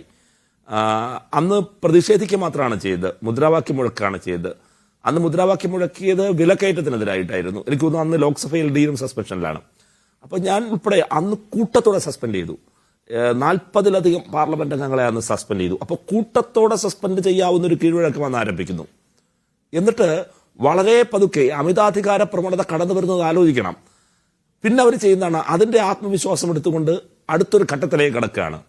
അത് അനിശ്ചിതകാലത്തേക്ക് സസ്പെൻഡ് ചെയ്യുകയാണ്. മനസ്സിലാക്കേണ്ടത്, മഹാരാഷ്ട്ര നിയമസഭയുമായി ബന്ധപ്പെട്ട കേസിൽ സുപ്രീം കോടതിയുടെ വിധിയുണ്ട്. സമീപകാലത്ത് രാജ്യസഭാംഗമായിരുന്ന രാഘവ് ചദ്ദയുടെ കാര്യത്തിൽ സുപ്രീം കോടതിയുടെ നിരീക്ഷണമുണ്ട്. ഇതിലെല്ലാം വളരെ പ്രകടമാണ്, ഒരംഗത്തെ നിങ്ങൾക്കങ്ങനെ അനിശ്ചിത കാലത്തേക്ക് സസ്പെൻഡ് ചെയ്യാനുള്ള അധികാരം ഒരു റൂളും തരുന്നില്ലാന്നേ. എന്നിട്ട് നിങ്ങൾ ചെയ്യാണ്, നിങ്ങളുടെ കൂട്ടത്തിൽ അംഗങ്ങളുണ്ട് എന്ന് പറഞ്ഞിട്ട് എഡിറ്റ് ചെയ്ത് കൈവെക്കാൻ സ്വാതന്ത്ര്യം ഉണ്ടെങ്കിൽ ചെയ്യാമെന്നാണ്. ഇനി ഞാൻ അടുത്ത കാര്യത്തിലേക്ക് വരാം. ഈ പ്രിവിലേജ് കമ്മിറ്റിക്ക് വിടുന്നു, എത്തിക്സ് കമ്മിറ്റിക്ക് വിടുന്നു. നിങ്ങൾ മഹുവ മൈത്ര എന്ന് പറയുന്ന ഒരു MP ലോക്സഭയിൽ നിന്ന് എക്സ്പെൽ ചെയ്തു. അസാധാരണമായ സംഭവമാണ് അതെല്ലാം. അങ്ങനെ എക്സ്പെൽ ചെയ്യാണ്. ശരി, നിങ്ങൾ അതേ ലോക്സഭയിൽ ഡാനിഷ് അലി എന്നൊരു MP പരാതി ഉന്നയിക്കുന്നു. ഫ്ലോറിനകത്ത് അദ്ദേഹം വംശീയാധിക്ഷേപത്തിന് വിധേയപ്പെടുകയാണ്. താൻ വംശീയമായി അധിക്ഷേപിക്കപ്പെട്ടുവെന്ന് ഡാനിഷ് അലി പരാതി പറയുമ്പോൾ ആ വംശീയാധിക്ഷേപം നടത്തിയ MP-ക്കെതിരെ ഒരു വിശദീകരണ കത്തുകൾ നിങ്ങൾ കൊടുത്തോ? ഇനി ഈ പാർലമെന്റിലെ പുകബോംബ് ആക്രമണം നടത്തിയ ആളുകൾക്ക് പാസ് കൊടുത്തു. ആ പാസ് കൊടുത്തത് BJP MP ആണ്. നേരത്തെ അദ്ദേഹം പറഞ്ഞു, അതേ ഇപ്പോഴും സഭയ്ക്കകത്തുണ്ട്. ഒരു വിശദീകരണമില്ല, അന്വേഷണമില്ല, പ്രിവിലേജ് ഇല്ല, എത്തിക്സ് കമ്മിറ്റി ഇല്ല. ഇനി അടുത്ത് വേറൊരു കാര്യം കൂടി ഞാൻ പറയാം. ഞാൻ നേരത്തെ പറഞ്ഞല്ലോ, ഞങ്ങൾക്ക് തന്നിരിക്കുന്ന ഈ കുറിപ്പിൽ, സർക്കുലറിൽ ഞങ്ങളെ സസ്പെൻഷൻ എന്താണ് കാരണമെന്ന് വളരെ കൃത്യമായി പറയുന്നുണ്ട്. ഞാൻ നേരത്തെ സൂചിപ്പിച്ചു, മുദ്രാവാക്യം മുഴക്കി, പ്ലക്കാർഡ് ഉയർത്തിപ്പിടിച്ചു. അപ്പോൾ തിരഞ്ഞെടുക്കപ്പെട്ട MP-മാർ മുദ്രാവാക്യം മുഴക്കിയാൽ നിങ്ങൾ പുറത്താക്കുമല്ലേ? എന്നാൽ ഇതേ ഗാലറികളിലിരുന്ന് BJP മുദ്രാവാക്യം മുഴക്കിയല്ലോ ഈ പാർലമെന്റ് ഈ വനിതാ ബിൽ അവതരിപ്പിക്കുന്ന ദിവസം. നിങ്ങളന്ന് കൂട്ടത്തോടെ പാർലമെന്റിനകത്തേക്ക്, ഇപ്പോൾ തിരഞ്ഞെടുപ്പ് നടന്ന രാജസ്ഥാനും മധ്യപ്രദേശും ഉൾപ്പെടെയുള്ള സംസ്ഥാനങ്ങളിൽ നിന്ന് ബസ്സുകളിൽ ആളുകളെ കൊണ്ടുവന്നു. ആയിരക്കണക്കിന് ആളുകളെ ഒരു സെക്യൂരിറ്റിയും ഇല്ലാതെ പാർലമെന്റിനുള്ളിൽ കയറ്റി ഇറക്കി. ലോക്സഭ തിങ്ങി നിറഞ്ഞു. ആ ലോക്സഭയിലെ ഗാലറിയിലിരുന്ന് ആദ്യം മുദ്രാവാക്യം മുഴക്കുന്നു, രാജ്യസഭയിലെ ഗാലറിയിലിരുന്ന് മുദ്രാവാക്യം മുഴക്കുന്നു. തിരഞ്ഞെടുക്കപ്പെട്ട അംഗങ്ങളായ ഞങ്ങൾ മുദ്രാവാക്യം വിളിച്ചു എന്ന് പറഞ്ഞ് അനിശ്ചിതകാലത്തേക്ക് നിങ്ങൾ സസ്പെൻഡ് ചെയ്യുമ്പോൾ എന്തുകൊണ്ടാണ് ഗാലറിക്കകത്ത് മുദ്രാവാക്യം വിളിച്ച ഏതെങ്കിലും ഒരാൾക്കെതിരെ നടപടിയെടുക്കാത്തത്? ഏതെങ്കിലും ഉദ്യോഗസ്ഥനെ ചോദ്യം ചെയ്യാൻ ഈ എടുത്തിരിക്കുന്ന നടപടികൾക്കകത്ത് ഒരു ഇരട്ടത്താപ്പുണ്ട്. അതിൽ തന്നെ അനീതിയും അസാധാരണത്വമുണ്ട് എന്ന കാര്യം റഹീം ചൂണ്ടിക്കാണി. പാർലമെന്റിൽ നിന്ന് ജനാധിപത്യത്തെ പടിയടച്ച് പിണ്ടം വെക്കുകയാണോ മോദി ഭരണകൂടം എന്നതാണ് ഈ ചർച്ചയിലെ ചോദ്യം. T P Jayachandran master BJP നേതാവിനോടൊപ്പം തുടരുന്നു. ടി പി ജയചന്ദ്രൻ, നോക്കൂ, ഇവിടെ റഹീം ചൂണ്ടിക്കാണിക്കുകയാണ് നിങ്ങളുടെ കാലത്ത് പുറത്താക്കാൻ നിങ്ങൾ സ്വീകരിക്കുന്ന ക്രൈറ്റീരിയ. BJPയുടെ ഒരു MP-മാർക്കെതിരെയും ഒരു നടപടിയും ഉണ്ടായിട്ടില്ല ഇക്കാലത്തിനിടയ്ക്ക്. രമേശ് ബിദുടി എന്ന് പറയുന്ന നേതാവ് ആദ്യമായിട്ട് ഈ പാർലമെന്റ് പുതിയ മന്ദിരത്തിലേക്ക് വന്ന് സഭ ചേരുമ്പോൾ അങ്ങേയറ്റം മോശമായ വാക്കുകൾ കൊണ്ട് അപ്പുറത്തെ ചേരിയിലുള്ള ആളെ ആക്രമിക്കുന്നത് കണ്ടു. ഒരു എത്തിക്സ് കമ്മിറ്റി ഉണ്ടായില്ല, ഒരു നടപടി ഉണ്ടായില്ല, ഒരു വിശദീകരണം ചോദിച്ചു എന്ന് BJP അറിയിച്ചു, ഒരു നടപടിയും നമ്മൾ കണ്ടില്ല എന്നാണ്. ഇതിന് മുമ്പുള്ള സർക്കാരുകളുടെ കാലത്തെ കണക്ക് ഞാൻ പറഞ്ഞു. അതിൽ നിങ്ങൾ പുറത്താക്കപ്പെട്ടത് വളരെ തുച്ഛം പേരാണ്. കൂടുതൽ ആളുകളും കോൺഗ്രസിൽ നിന്നൊക്കെയാണ് സസ്പെൻഡ് ചെയ്യപ്പെട്ടത്, തെലങ്കാന പ്രക്ഷോഭകാലത്തടക്കം. ഇവിടെയാണെങ്കിൽ 225 പേരെ ഇക്കാലത്തിനിടയ്ക്ക് നിങ്ങൾ സസ്പെൻഡ് ചെയ്യുന്നത് മുഴുവൻ നിങ്ങളുടെ അപ്പുറത്തെ ചേരിയിലുള്ള ആൾക്കാരെയാണ്. അപ്പോൾ ഈ വിവേചന സമീപനം വളരെ പ്രകടമായ ഒന്നാണ്. രണ്ടാമത്തേത് എന്താണ്? പാർലമെന്റിനോട് സംസാരിക്കാനുള്ള, പാർലമെന്റിൽ ഒരു സ്റ്റേറ്റ്മെന്റ് നടത്താനുള്ള വിമുഖത. ഇത് രണ്ടും വളരെ പ്രധാനപ്പെട്ട കാര്യങ്ങളാണ്. അതെ, ഞാൻ താങ്കളുടെ ചോദിച്ചതിലേക്ക് വരുന്നതിൻ്റെ മുമ്പ് ഡീൻ കുര്യാക്കോസിൻ്റെ ഉള്ളിലിരിപ്പ് അദ്ദേഹം തുറന്നു പറയും, ഇതൊന്നുമല്ല വിഷയം, രാജിവെക്കുകയാണ് ഞങ്ങൾക്ക് ആവശ്യമെന്ന ദിവസം തുറന്നു പറയുമ്പോൾ അത്ര അദ്ദേഹം പറഞ്ഞ കാര്യം എന്താ? പാർലമെൻറ്റിനകത്ത് പറയാൻ BJPക്കാർ ബബ്ബബ് അടിക്കും. ഡീനെ, നമ്മൾ അല്പം പുറകോട്ടൊന്ന് പോയിട്ട് വസ്തുതകൾ മനസ്സിലാക്കണ്ടേ? ആരാ ബബ്ബബ് അടിക്കാറ്? ഏറ്റവും അവസാനം പാർലമെൻറ്റ് ചർച്ച ചെയ്യുന്നില്ലോ നിങ്ങൾ അവിശ്വാസ പ്രമേയം കൊണ്ടുവന്നു. അവസാനം ഉണ്ടായത് എന്താ? പ്രധാനമന്ത്രി മറുപടി പറയാൻ പോയപ്പോൾ ഓടിപ്പോയി അവിടെ കണ്ണിറുക്കി കാണിക്കുന്നവരും അവിടെ ബബ്ബടിക്കുന്നവരും. അതുകൊണ്ട് പാർലമെന്റിലെ ഇന്നലകളിൽ ഞങ്ങൾ തയ്യാറാണ് നിങ്ങൾ ഏത് ചർച്ചയ്ക്കും. അതൊക്കെ കഴിഞ്ഞ കാലഘട്ടങ്ങളിൽ നമ്മൾ കൃത്യമായിട്ട് ബോധ്യപ്പെടുത്തിയിട്ടുണ്ട്. പിന്നെ ഡീനോട് ഞാൻ പറഞ്ഞു, ജനാധിപത്യത്തെക്കുറിച്ച് അധികം വാചാലമാകുമ്പോൾ അടിയന്തരാവസ്ഥയിലും പ്രതിപക്ഷ നേതാക്കന്മാർ ജയിലിലടച്ചതും പത്രത്തെ മൂടിക്കെട്ടിയതും ഒക്കെ ഒന്ന് ഓർത്തുകൊണ്ട് പോകണം എന്ന് എനിക്ക് തോന്നുന്നു. രണ്ടാമത് റഹീമെ, എല്ലാ കാര്യങ്ങളും എല്ലാവർക്കും അറിഞ്ഞുകൊള്ളണമെന്നൊന്നുമില്ല. പക്ഷെ ഒരാൾ പറഞ്ഞൊരു കാര്യം നമ്മൾ നിഷേധിക്കുമ്പോഴും തിരുത്തുമ്പോഴും നമുക്കതിനെക്കുറിച്ച് വളരെ വ്യക്തമായ ബോധ്യം ഉണ്ടാകണം. ഞാൻ താങ്കളുടെ മുമ്പാകെ വളരെ കൃത്യമായിട്ട് പറയുന്നു, ആദ്യമായി ഇന്ത്യൻ പാർലമെൻറ്റിൽ the first instance of disruption was in the parliament occurred in 1963. Sarvepalli Radhakrishna Menon അങ്ങനെ അതിൻ്റെ എതിർപ്പിൻ്റെ മുമ്പിൽ അദ്ദേഹം സംയുക്ത പാർലമെൻറ്റ് യോഗം ബഹിഷ്കരിച്ചിട്ട് അദ്ദേഹം ഇറങ്ങിപ്പോയി. അതിന് പിന്നീട് ബഹളമുണ്ടായി. സെക്കൻഡ് ഇൻസ്റ്റൻസ് വാസ് താങ്കൾ പറഞ്ഞ മാതിരി ലോകസഭയിൽ 1989 ഞാൻ ഇന്ത്യൻ എക്സ്പ്രസിൻ്റെ വാർത്ത വെച്ചാണ് ഇങ്ങോട്ട് സംസാരിക്കുന്നത്. രാജ്യസഭയിൽ in 2010 7 MPs were suspended from the Rajya Sabha for snatching the women's reservation bill from minister. Since then MPs have raised slogans, used pepper spray in the house and displaced placards. ഇന്നലകൾ നമ്മൾ ഇല്ലെന്ന് പറയുമ്പോൾ നമുക്ക് അതിനെക്കുറിച്ചൊരു ബോധ്യമുണ്ടാകണം. ഇതൊക്കെ ഒരു രാജ്യസഭാ member അങ്ങ് താങ്കൾക്ക് കൃത്യമായിട്ട് അറിയാവുന്നതും കിട്ടാവുന്നതുമാണ്. ഞാൻ ഒരു കാര്യം ഇവിടെ ചോദിച്ച ഉത്തരം പറയുന്നത്, താങ്കൾ പറഞ്ഞോളൂ. എന്റെ ചോദ്യം ഇതാണ്. അല്ല, ഒരു മിനിറ്റ്, അദ്ദേഹം കൈ ഉയർത്തിയിട്ടുണ്ട്. പറഞ്ഞോളൂ. കേൾക്കണം. 2010 മാർച്ച് മാസം 9 താങ്കൾ പറയുന്ന സംഭവം, ദ സസ്പെൻഷൻ ഓഫ് 7 members. ഞാൻ അവരുടെ പേരുകൾ വായിക്കുന്നില്ല. എന്താണ് അതിനുശേഷം സംഭവിച്ചതെന്ന് കൂടി അങ്ങ് പറയൂ. Is it from Rajya Sabha or Lok Sabha? Sir, my simple question. Is it from Rajya Sabha or Lok Sabha? Rajya Sabha. അങ്ങ് കേൾക്ക്. Then no sir. നിങ്ങൾ റീവൈൻഡ് ചെയ്ത് നോക്കൂ. നിങ്ങൾ നിങ്ങൾ പറഞ്ഞു രാജ്യസഭയിൽ നിന്നല്ല, ഞാൻ പറഞ്ഞു രാജ്യസഭയിൽ നിന്നാണ്. സംശയമുണ്ടെങ്കിൽ നിങ്ങൾ യൂട്യൂബ് പോയിട്ട് നിങ്ങൾ പറഞ്ഞെടുത്ത് നോക്കൂ. ഇത് തർക്കമില്ല. എനിക്ക് ക്ലിയറായി. ഞാൻ രാജ്യസഭയിൽ നിങ്ങൾ പറഞ്ഞുകൊണ്ടാണ്. അങ്ങയുടെ കാര്യത്തിൽ ഞാൻ തിരുത്തും. ഒരാൾ പറഞ്ഞ് തിരുത്തുമ്പോൾ അതിന് വസ്തുത വേണമെന്ന് ഞാൻ പറഞ്ഞുള്ളൂ. ഞാൻ കൊച്ചായിക്കോളാം,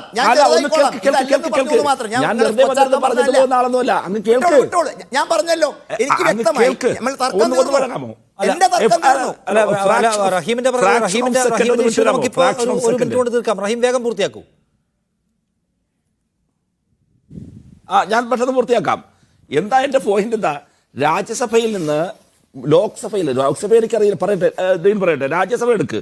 രാജ്യസഭയിൽ നിങ്ങൾ ഈ പറഞ്ഞ ഇൻസിഡന്റ് ഉണ്ടായിട്ടുണ്ട് 2010 മാർച്ച് മാസം 9. അന്ന് എന്തായിരുന്നു നടപടി എന്ന് കൂടി അങ്ങ് പറയണം. The motion was adopted by the house. Accordingly, the said members were suspended from the service of the house for the remaining part of the session. ആ സെഷന്റെ ബാക്കിയുള്ള ദിവസങ്ങളിൽ മാത്രമാണ് സസ്പെൻഷൻ. എന്റെ പോയിന്റ്, രാജ്യസഭയുടെ ചരിത്രത്തിൽ കീഴ്വഴക്കങ്ങളില്ല. അനിശ്ചിത കാലത്തേക്ക് 3 മാസത്തേക്ക് എന്നൊക്കെ പറഞ്ഞ് സസ്പെൻഡ് ചെയ്ത് ഏർപ്പാടില്ല. നിങ്ങൾ ഈ പറയുന്ന 2010-ലെ അനിശ്ചിതകാലത്തേക്ക് സസ്പെൻഡ് ചെയ്യുന്നത്? അടുത്ത സെഷനിലും പങ്കെടുക്കാൻ പാടില്ല, അടുത്ത സെഷനിലും ബജറ്റ് സമ്മേളനത്തിൽ അടക്കം പങ്കെടുക്കാൻ പാടില്ല എന്ന ഒരു പ്രത്യേക ബുദ്ധി അതിനകത്ത് പ്രവർത്തിക്കുന്നുണ്ട്. അതെന്തിനാണ്? അതെ, ഈ പാർലമെന്റിൽ ഈ ഗവൺമെന്റ് വന്നപ്പോൾ തൊട്ട് മുമ്പ് ഡീൻ കുര്യാക്കോസ് തന്നെ പറഞ്ഞു, ഇതിനേക്കാൾ സസ്പെൻഡ് ചെയ്തപ്പോൾ വിളിച്ചു വരുത്തി ഞങ്ങൾ സംസാരിച്ച് ഞങ്ങൾ ഇറക്കിയിട്ടുണ്ട്. പിന്നെ ഒരു കുറ്റത്തിന് ശിക്ഷ, അത് ശിക്ഷിക്കുന്നത് കുറ്റത്തിന്റെ തീവ്രതയ്ക്കനുസരിച്ചാണ്. തീവ്രത കാണുന്നുണ്ടോ? അല്ല, അത് തീവ്രത കാണേണ്ടത് ആരാണ്? നിങ്ങളും ഞാനും പുറത്തിരിക്കുന്നവർ മാത്രമല്ല. ഞാനിപ്പോ നിങ്ങളോട് ബോധ്യപ്പെടണം. ആർക്ക് ബോധ്യപ്പെടണം? നമുക്കെന്ന് പറഞ്ഞാൽ ഇപ്പൊ ഞാൻ നിങ്ങളോട് പറഞ്ഞു, തൊട്ട് മുമ്പ് രാജ്യസഭാ തലവരെ ബോഡി ഷെയ്മിംഗ് ചെയ്തുകൊണ്ട് പുറത്ത് കാണിക്കുന്ന കാഴ്ച നമ്മുടെ മലയാള മാധ്യമങ്ങൾ കാണിക്കില്ല. നമ്മൾ ഇവരുടെ അപ്പൊ ഞാൻ പറയുന്നത്, ഈ കാര്യങ്ങളിൽ പാർലമെന്റിനകത്ത് കീഴ്വഴക്കങ്ങളുണ്ട്. ഈ ചട്ടങ്ങളും കടലാസുകളും അനുസരിക്കും. ഞാൻ ചോദിക്കട്ടെ, ഈ കിതാബ് ആരെഴുതിയോ? നരേന്ദ്രമോദിയോ BJP-ക്കാർ എഴുതി വെച്ചാണോ? ഇങ്ങനെ ഒരു പുസ്തകത്തിൽ ഇങ്ങനെ ചില നടപടികൾ കാര്യം എന്താണ്? ഡീൻ കുര്യാക്കോസിന്റെ ചോദ്യം എന്താണ്? ഈ പ്രതാപ് സിൻഹ ചെയ്തത് തെറ്റോ ശരിയോ എന്ന് മറുപടി പറയാമോ? പ്രതാപ് സിംഗ് മാത്രമല്ല സർ, ഇതിനകത്ത് ഇത് മാത്രമല്ല, ഇതിനുള്ളിൽ ഒരുപാട് privilege committee, ethics committee, Dean, ഇതിന്റെ പുറകിൽ ഒരുപാട് ഇനിയും അടിമാന്താനുണ്ട്. ഭാരതത്തിലെ ഇത്തരം കുറ്റാന്വേഷണങ്ങളിൽ എംപിമാരുമല്ലാത്ത എല്ലാ ഡിപ്പാർട്ട്മെന്റിലെയും കൂലങ്കഷമായ കഴിവുള്ളവരെ ചേർത്ത് രാജ്യസഭ ഉണ്ടാക്കിയിരിക്കുന്നു. ശരി, അപ്പോ അന്വേഷിക്കാനുണ്ട്, കണ്ടെത്താനുണ്ട്, കുറ്റക്കാരെ കണ്ടെത്താനുണ്ട്. പക്ഷെ നമ്മൾ അന്വേഷിച്ചു നോക്കുമ്പോൾ ആദ്യം കാണുന്നത് ഈ പ്രതാപ് സിൻഹയാണ്. അയാൾ കുഴപ്പക്കാരനാണോ ചോദിക്കുകയാണ്. അതെ, കേരളത്തിലെ പോലീസിന്റെ ഒരു കേസ് കിട്ടുമ്പോൾ നിങ്ങൾക്ക് എനിക്ക് ആഗ്രഹങ്ങളും മോഹങ്ങളും ഒക്കെ ഉണ്ടാവും. തുടക്കത്തിലായിട്ടേ ഉള്ളൂ നിഷാദേ. നമ്മൾ ഇതിപ്പോ നമുക്കറിയാം, ഇന്ത്യ ചരിത്രത്തിൽ ഇതൊന്നും അധിക കാലം ഈ ബഹളമൊന്നും ഉണ്ടാവില്ല. ലോക്സഭയുടെ കസ്റ്റോഡിയൻ, പാർലമെന്റിന്റെ കസ്റ്റോഡിയൻ പാർലമെന്റിനകത്തേക്ക് അക്രമി സംഘത്തെ ഇറക്കിവിട്ട ഒരു എംപിക്കെതിരെ എന്തുകൊണ്ട് അദ്ദേഹത്തിനോട് ഒരു ചോദ്യം ചോദിക്കുന്നില്ല? അദ്ദേഹത്തിന്റെ ആക്ടിവിറ്റീസിനെ പ്രിവിലേജ് കമ്മിറ്റിക്കോ എത്തിക്സ് കമ്മിറ്റിക്കോ ശുപാർശ ചെയ്യുന്നില്ല, ഇല്ലെങ്കിൽ സസ്പെൻഡ് ചെയ്യുന്നില്ല എന്നുള്ള ചോദ്യമാണ്. അദ്ദേഹം ചെയ്തത് കുറ്റമാണോ അല്ലയോ? അല്ല, അദ്ദേഹം പോയി സംസാരിച്ചു, സ്പീക്കറോട് സംസാരിച്ചു. പുതിയ പാർലമെന്റ് മന്ദിരം കാണാൻ അവർ വന്നതിനോട് അനുമതി ചോദിച്ചു, ഞാൻ കൊടുത്തു, നിഷ്കളങ്കമായി കൊടുത്തതാണ്. അത് സ്പീക്കർക്ക് ബോധ്യപ്പെട്ടു. അല്ല നിഷാദ, കുറച്ചുകൂടി പുറകോട്ട് പോകാം. ഇവർ ആരുടെയൊക്കെ കൂടെ ഇരിക്കുന്ന സോഷ്യൽ മീഡിയ ചിത്രങ്ങൾ പ്രചരിക്കുന്നുണ്ട്. ഇവരെ പണ്ട് സമാനമായ ന്യായമില്ലാത്ത കലാപങ്ങളിൽ ഉപയോഗിച്ചിട്ടുണ്ട്. ഡീൻ പ്ലീസ് പ്ലീസ്, അങ്ങനെ കലാപങ്ങളിൽ പങ്കെടുത്ത ആളുകൾ, കലാപ ആസൂത്രണം ചെയ്തവർ, ഹെയ്റ്റ് ക്യാമ്പയിൻ നടത്തിയവർ, സംഘർഷത്തിൽ കുറ്റവാളികളായ അവരൊക്കെ ആരുടെ കൂടെ ഇരിക്കുന്നു പടങ്ങളെല്ലാം എടുക്കാൻ തുടങ്ങി നമുക്ക് ഈ മണിക്കൂർ പോലെ ഡീനെ, ഇദ്ദേഹത്തിന്റെ ആരുടെ സുഹൃത്തുക്കളാണിവർ? ആരാണ് ഇവരെ ട്രെയിൻ ചെയ്ത് വിട്ടത്? ആരാണ് അന്വേഷണത്തിലൂടെ മാത്രമേ ഡീനെ പുറത്തു വരൂ. അത് അന്വേഷണത്തെയാണ് നിങ്ങൾ ഭയക്കുന്നത്. ഞങ്ങൾ പറയും അന്വേഷണം പിന്നെയല്ലേ, അത് അന്വേഷണം പിന്നെയല്ലേ. ഈ അക്രമി സംഘത്തെ പാർലമെന്റിനുള്ളിൽ ഇറക്കിയ എംപി ചെയ്തത് തെറ്റോ ശരിയോ? അതോ ഞങ്ങൾ ചെയ്തതാണോ തെറ്റോ ശരി? വളരെ ന്യായമായ ചോദ്യം.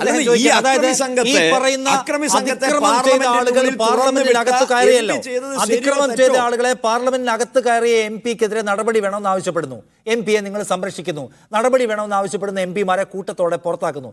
ഇതെന്തും മര്യാദയാണ്? അല്ല, ഇപ്പൊ നമ്മൾ കുറ്റവാളി, അദ്ദേഹത്തെ കുറ്റവാളിയാണ് വിധിക്കേണ്ടതും കണ്ടെത്തേണ്ടതും നിഷാദ നമ്മളാണോ? അങ്ങനെ ആരെങ്കിലും കണ്ടെത്തിയിട്ടുണ്ടോ? പകരം ഞാൻ നിഷാദോട് ചോദിക്കുന്നു, പാർലമെന്റ് സമർപ്പിക്കുന്നതിന് മുമ്പിൽ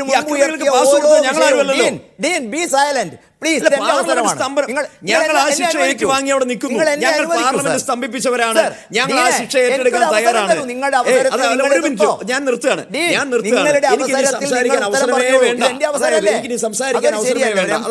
നിങ്ങൾ ഇടുക്കിയുടെ പ്രതികരിക്കുന്ന ജനപ്രതിയൊക്കെ അല്ലേ? ജനാധിപത്യത്തെ കുറിച്ച് വലിയ ബോധമൊക്കെ ആളല്ലേ നമ്മള്? ഡീൻ ഒറ്റ കാര്യം പറഞ്ഞാൽ പിന്നെ ഈ ചർച്ചയിൽ അദ്ദേഹത്തിന് അവസരം വേണ്ടെന്നാണ്. അങ്ങനെയാണെങ്കിൽ ഡീൻ ഒന്ന് പൂർത്തിയാക്കിയാൽ ബാക്കി ജയചന്ദ്രൻ പറയും. അതായത് നിങ്ങൾ പറയുന്നതനുസരിച്ച് തെറ്റ് ചെയ്തവർ, ഞാൻ ആ വാദം അംഗീകരിക്കുന്നു. ഏതായാലും തെറ്റ് ചെയ്തവൻ ശിക്ഷ അനുഭവിക്കട്ടെ. ഞങ്ങൾ ഏതായാലും പാർലമെൻറ്റ് പുറത്താണല്ലോ. ഇനി എന്താ ചെയ്യേണ്ടത് ഞങ്ങൾ തീരുമാനിച്ചോളാം. ജനങ്ങളോട് ഞങ്ങൾ കാര്യങ്ങൾ വിശദീകരിച്ചുകൊണ്ട് ശക്തമായ പ്രക്ഷോഭവുമായി ഈ രാജ്യത്തെ തെരുവുകളിൽ ഞങ്ങളുടെ പാർട്ടിയും ഞങ്ങളൊക്കെ ഉണ്ടാവും. അതിൻ്റേതായ രീതിയിൽ ഞങ്ങളത് അനുഭവിച്ചോളാന്നേ. ഞങ്ങൾ ആ ബുദ്ധിമുട്ട് അങ്ങ് മനസ്സിലാക്കുന്നു. പക്ഷേ പാർലമെൻറ്റിനുള്ളിലേക്ക് അതിക്രമി സംഘത്തെ കയറ്റി വിട്ടിട്ട് തൻ്റെ ഒപ്പിട്ട കത്ത് കൊടുത്ത് ഇവരെ അകത്ത് കയറ്റിയിട്ട് നിങ്ങളിവിടെ വാചാലരായ അല്ലെങ്കിൽ കസ്റ്റോഡിയനായ സ്പീക്കർ ഒരു നടപടി പോലും എടുക്കാത്തതിനെ നിങ്ങൾ പർവ്വതീകരിച്ച് ന്യായീകരിക്കുന്നു. 170-ലധികം വരുന്ന വേക്കൻസീസ് അവിടെ ഫില്ല് ചെയ്യാൻ ആഭ്യന്തര വകുപ്പിൻ്റെ ചുമതലയുള്ള മന്ത്രിക്ക് കഴിഞ്ഞില്ല. ഇത് വളരെ സ്പഷ്ടമാണ്, റെക്കോർഡാണ്, ഇത് മായ്ച്ചു കളയാൻ കഴിയില്ല. അപ്പോൾ ആ ഉത്തരവാദിത്വം ഹോം മിനിസ്റ്റർക്കില്ല. നിങ്ങൾ എന്നിട്ട് പറയുന്നു വലിയ അന്വേഷണം വേണം, അവരുടെ പിൻകാല ചരിത്രം. അതൊക്കെ നിങ്ങൾ അന്വേഷിച്ചു വന്നേ. പക്ഷേ പാർലമെൻറ്റിനുള്ളിലേക്ക് ഇവർ കടന്നു വരാൻ കാരണമായത് നിങ്ങളുടെ ആഭ്യന്തരമന്ത്രിയും നിങ്ങളുടെ സ്പീക്കർ കാണിച്ചിട്ടുള്ള കുഴപ്പങ്ങളുമാണ് എന്നുള്ളത് നിങ്ങൾക്ക് അംഗീകരിക്കാൻ ബുദ്ധിമുട്ട്. എന്നിട്ട് അത് ശരിയാണോ തെറ്റാണോ എന്നുള്ള ഒറ്റ വാചകത്തിലുള്ള മറുപടി മാത്രം മതി എനിക്ക്. വേറെ ഒന്നും വേണ്ട. അല്ല, ഡീനോട് ഒരു ചോദ്യം, ഉത്തരം ഇനിയും പറഞ്ഞോട്ടെ. ഡീനെ രാജിവെക്കണമെന്നാണല്ലോ ഇപ്പോഴത്തെ നിങ്ങളെ 2001 ആക്രമണത്തിൽ ഇത്തരം ഒരു കീഴ്വഴക്കം നിങ്ങൾ കാണിച്ചിരുന്നോ? പിന്നെ രാജിവെക്കണ്ടേ? പാർലമെന്റ് ആക്രമിക്കാൻ രാജിവെച്ചിരുന്നോ ആരെങ്കിലും? ഉണ്ടായിരുന്നോ? രാജിവെച്ചില്ലെങ്കിൽ അതിനനുസരിച്ചുള്ള കാര്യങ്ങളെ സംബന്ധിച്ച് അന്നത്തെ ഭരണാധികാരികൾ നിങ്ങളുടെ തന്നെ ആഭ്യന്തരമന്ത്രിയും നിങ്ങളുടെ തന്നെ പ്രധാനമന്ത്രി രാജ്യത്തോട് വിശദീകരിച്ചിട്ടുണ്ട്. പാർലമെന്റ് സംരക്ഷിക്കാൻ ജീവൻ കൊടുത്ത നിങ്ങൾ ഒരു കാര്യം മനസ്സിലാക്കണം. ഒരു കാര്യം കൂടി പറയട്ടെ. അന്ന് പാർലമെന്റ് ആക്രമിച്ചപ്പോൾ അത് ഭരിച്ചത് നിങ്ങളാണ്. അന്ന് രാജിവെച്ചില്ല, പോട്ടെ, രാജിവെച്ചില്ല. പക്ഷെ ഒരു പാർലമെന്റിനോട് അതിന് അക്കൗണ്ടബിൾ ആയിരുന്നു. ഒരു സ്റ്റേറ്റ്മെന്റ് ഉണ്ട്. അല്ല, ഞാൻ ചോദിക്കുന്നത് നിഷാദ് ഇപ്പൊ കോൺഗ്രസ് ആയോ? ഞാൻ ഡീനോട് ചോദിച്ചാൽ അയാൾ ഉത്തരം പറയട്ടെ. അന്ന് ഉണ്ടായിരുന്നോ? അന്ന് ഇവര് പ്രക്ഷോഭം ഉണ്ടാക്കിയിരുന്നോ? പകരം ഇവിടെ എന്താ? അതിനാ ഞാൻ മറുപടി പറഞ്ഞത്.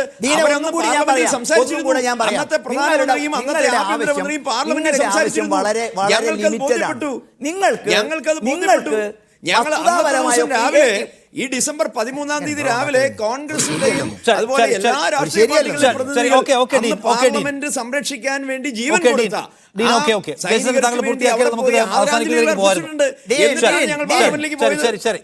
ഡീനെ, ഒരു ചർച്ചയാവുമ്പോൾ പരസ്പരം കേട്ടിട്ട് മറുപടിയും പറഞ്ഞു പോകും. ചിലപ്പോൾ തെറ്റുകളും പോരായ്മകളും ചിലപ്പോൾ ന്യായവും അന്യായവും ഒക്കെ ഉണ്ടാവും. അതൊരു MP കൂടി ആകുമ്പോൾ എനിക്ക് തോന്നുന്നു കുറച്ചുകൂടിയൊക്കെ ഔന്നത്യം നിങ്ങൾ കാണിക്കണം. ഞാൻ നിങ്ങളോട് ചോദിച്ചത്, നിങ്ങൾ ഉത്തരം പറഞ്ഞ സിമ്പിളാണ്, രാജിവെക്കണം. ഇതിൽ കൊന്നും ഞങ്ങൾക്കില്ല. പണ്ട് നിങ്ങളുടെ ആവശ്യം ഇതായിരുന്നു. പക്ഷെ അവസാനം തെളിയിക്കപ്പെട്ടത് എന്താ? നിങ്ങൾ 370-ാം വകുപ്പിന്റെ പേരിൽ ബി പേഷ്യന്റ് സർ. 370-ാം പേരിൽ എത്ര ദിവസം നഷ്ടപ്പെടുത്തി? ആരോടൊക്കെ രാജി നിങ്ങൾ ആവശ്യപ്പെട്ടു? ഭരണഘടനാ വിരുദ്ധം എന്ന് ജനങ്ങളുടെ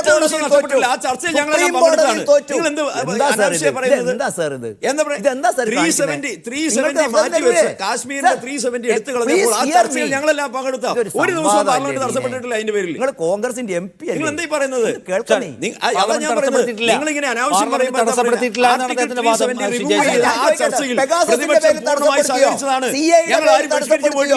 ഈ ഇതിൽ ഏതെങ്കിലും ഒന്നിൽ ജനങ്ങളുടെ കോടതിയിലോ നിയമകോടതിയിലോ അപ്പൊ നിങ്ങൾക്ക് ഇപ്പോൾ ആവശ്യം എന്താണ്? ഒരു കാര്യം വളരെ വ്യക്തമാണ്. ഈ സംഭവത്തിന്റെ ഗൗരവം ഇന്ത്യന്റെ ആഭ്യന്തരമന്ത്രിയും പ്രധാനമന്ത്രിയും പറഞ്ഞു. ഇതിന്റെ ഗൗരവം ഞങ്ങൾ കുറച്ച് കാണുന്നില്ല. കൊല്ലപ്പെടാനുണ്ടായിരുന്നത് കോൺഗ്രസ്സുകാരും CPM-കാരും BJP-ക്കാരും ഒക്കെ ഉണ്ടാകും. അടിയൊരു ആക്രമണം നടന്നു കഴിഞ്ഞാൽ പിന്നെ താങ്കൾ മെറ്റൽ ഡിറ്റക്ടർ ഉണ്ടോ? എനിക്കറിയില്ല താങ്കളുടെ ബോധത്തെക്കുറിച്ച്. മെറ്റൽ ഡിറ്റക്ടർ പുക സ്പ്രേയുടേത് കിട്ടുമോ എന്ന് എനിക്കറിയില്ല. ഡീനിന്റെ ബോധത്തെക്കുറിച്ച് എനിക്കറിയില്ല. ഞാൻ മനസ്സിലാക്കുന്നത് അഴിവിയാൻ പറ്റില്ല എന്നാണ് ഡീനെ.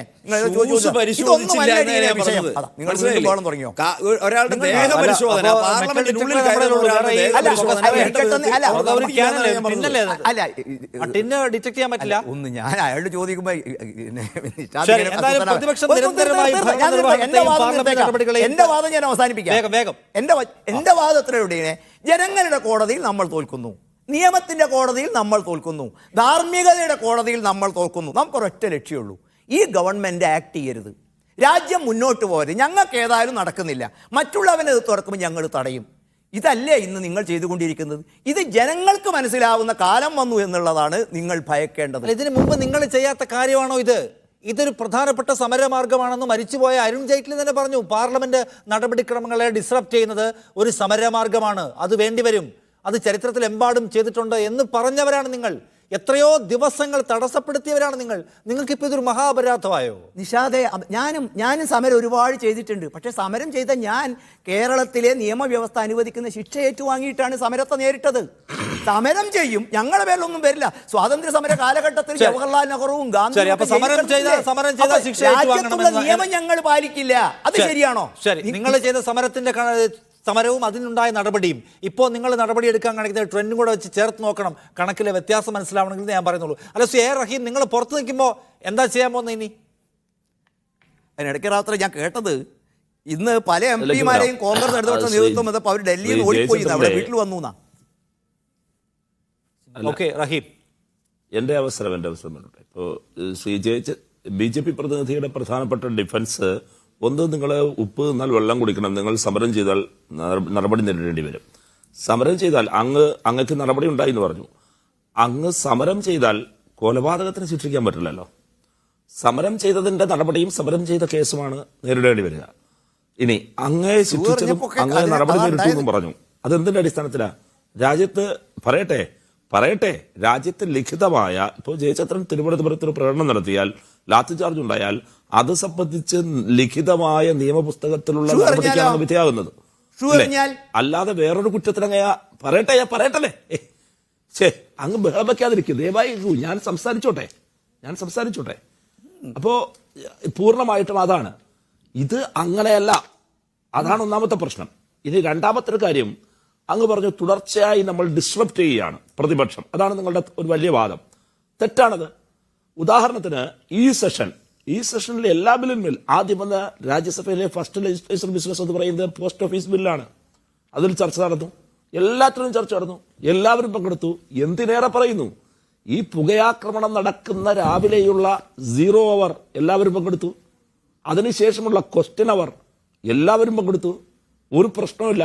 ഉച്ചയ്ക്ക് ശേഷം സഭാ നടപടികൾ 2 മണിക്ക് പുനരാരംഭിക്കുമ്പോൾ അതിനിടയിലാണ് ഈ സംഭവം ഉണ്ടാകുന്നത്. അപ്പോൾ മാത്രമാണ് നമ്മൾ പ്രശ്നം ഉന്നയിച്ച പ്രശ്നം എന്താ? ആഭ്യന്തരമന്ത്രി രാജിവെക്കണമെന്നല്ല, വളരെ സ്പെസിഫിക് ആയിട്ട് ആവശ്യപ്പെട്ടത് ഇത് സംബന്ധിച്ചൊരു സ്റ്റേറ്റ്മെന്റ് വേണം. അപ്പോൾ അദ്ദേഹം പറഞ്ഞു ഇത് വളരെ ഗൗരവമുള്ള വിഷയമാണ്, പക്ഷെ ഇപ്പോഴത്തെ സ്റ്റേറ്റ്മെന്റ് തരാനാവില്ല, പിന്നീടേയാകാൻ കഴിയുള്ളൂ. അന്ന് ഡിസ്ട്രിബ്യൂഷനായി പ്രശ്നമായി ഞങ്ങൾ പുറത്തേക്ക് പോകുന്നു. പിറ്റേ ദിവസം ഞങ്ങൾ ആവശ്യപ്പെട്ടു രാവിലെ തന്നെ മറ്റ് സഭാ നടപടികൾ നിർത്തിവെച്ച് ഇത് സംബന്ധിച്ച് പരിശോധിക്കണം, ചർച്ച ചെയ്യണം. ആ ചർച്ചയ്ക്ക് നിങ്ങൾ തയ്യാറല്ല. ഇനി അങ്ങ് പറഞ്ഞു ചർച്ചയെ സംബന്ധിച്ച്, അതും പ്രേക്ഷകരും നിഷാദ് മനസ്സിലാക്കേണ്ട ഒരു കാര്യം, എണ്ണത്തിനനുസരിച്ചിട്ടാണ് ചർച്ച ചെയ്യാൻ കഴിയുക. അപ്പോൾ ആളിന്റെ എണ്ണം കൂടുതലായ പാർട്ടി എന്ന നിലയിൽ BJPക്കാണ് കൂടുതൽ സംസാരിക്കാൻ അവസരം കിട്ടുക. അപ്പോൾ BJPക്കാണ് കൂടുതൽ പറയാൻ പറ്റുക. എന്നിട്ടും ചർച്ചയ്ക്ക് അവർ തയ്യാറല്ല. ഞാൻ ചോദിക്കട്ടെ, നിങ്ങളുടെ പ്രധാനമന്ത്രിയും നിങ്ങളുടെ ആഭ്യന്തരമന്ത്രിയും ഈ കഴിഞ്ഞ 5 വർഷത്തിനിടയിൽ ലോക്സഭയിലും രാജ്യസഭയിലും എത്ര മണിക്കൂർ ഇരുന്നിട്ടുണ്ട്? നിങ്ങളൊരു ഓഡിറ്റ് നടത്താൻ തയ്യാറാണ്? ഈ പ്രശ്നമുണ്ടായിട്ട് അദ്ദേഹത്തിന് TV ചാനലിൽ പോയി മറുപടി കൊടുക്കാൻ പറ്റും. ഞങ്ങളുടെ പാർലമെന്റിൽ നിന്ന് വരണ്ടായോ? എന്താ വരാത്തെ? വരാൻ നിങ്ങൾക്ക് സ്വാതന്ത്ര്യമുണ്ട്. നിങ്ങളുടെ പാർലമെന്റ് അല്ലെങ്കിൽ നമ്മുടെ പാർലമെന്റ്, നിങ്ങൾ ട്രഷറി ബെഞ്ചിലിരിക്കുന്നു, നിങ്ങൾ അധികാരത്തിലിരിക്കുന്നു. അത് സംബന്ധിച്ച് ഡിസ്കഷൻ നടത്തിയാൽ നിങ്ങൾക്കാണ് കൂടുതൽ സമയം കിട്ടുക. ജനാധിപത്യത്തോടും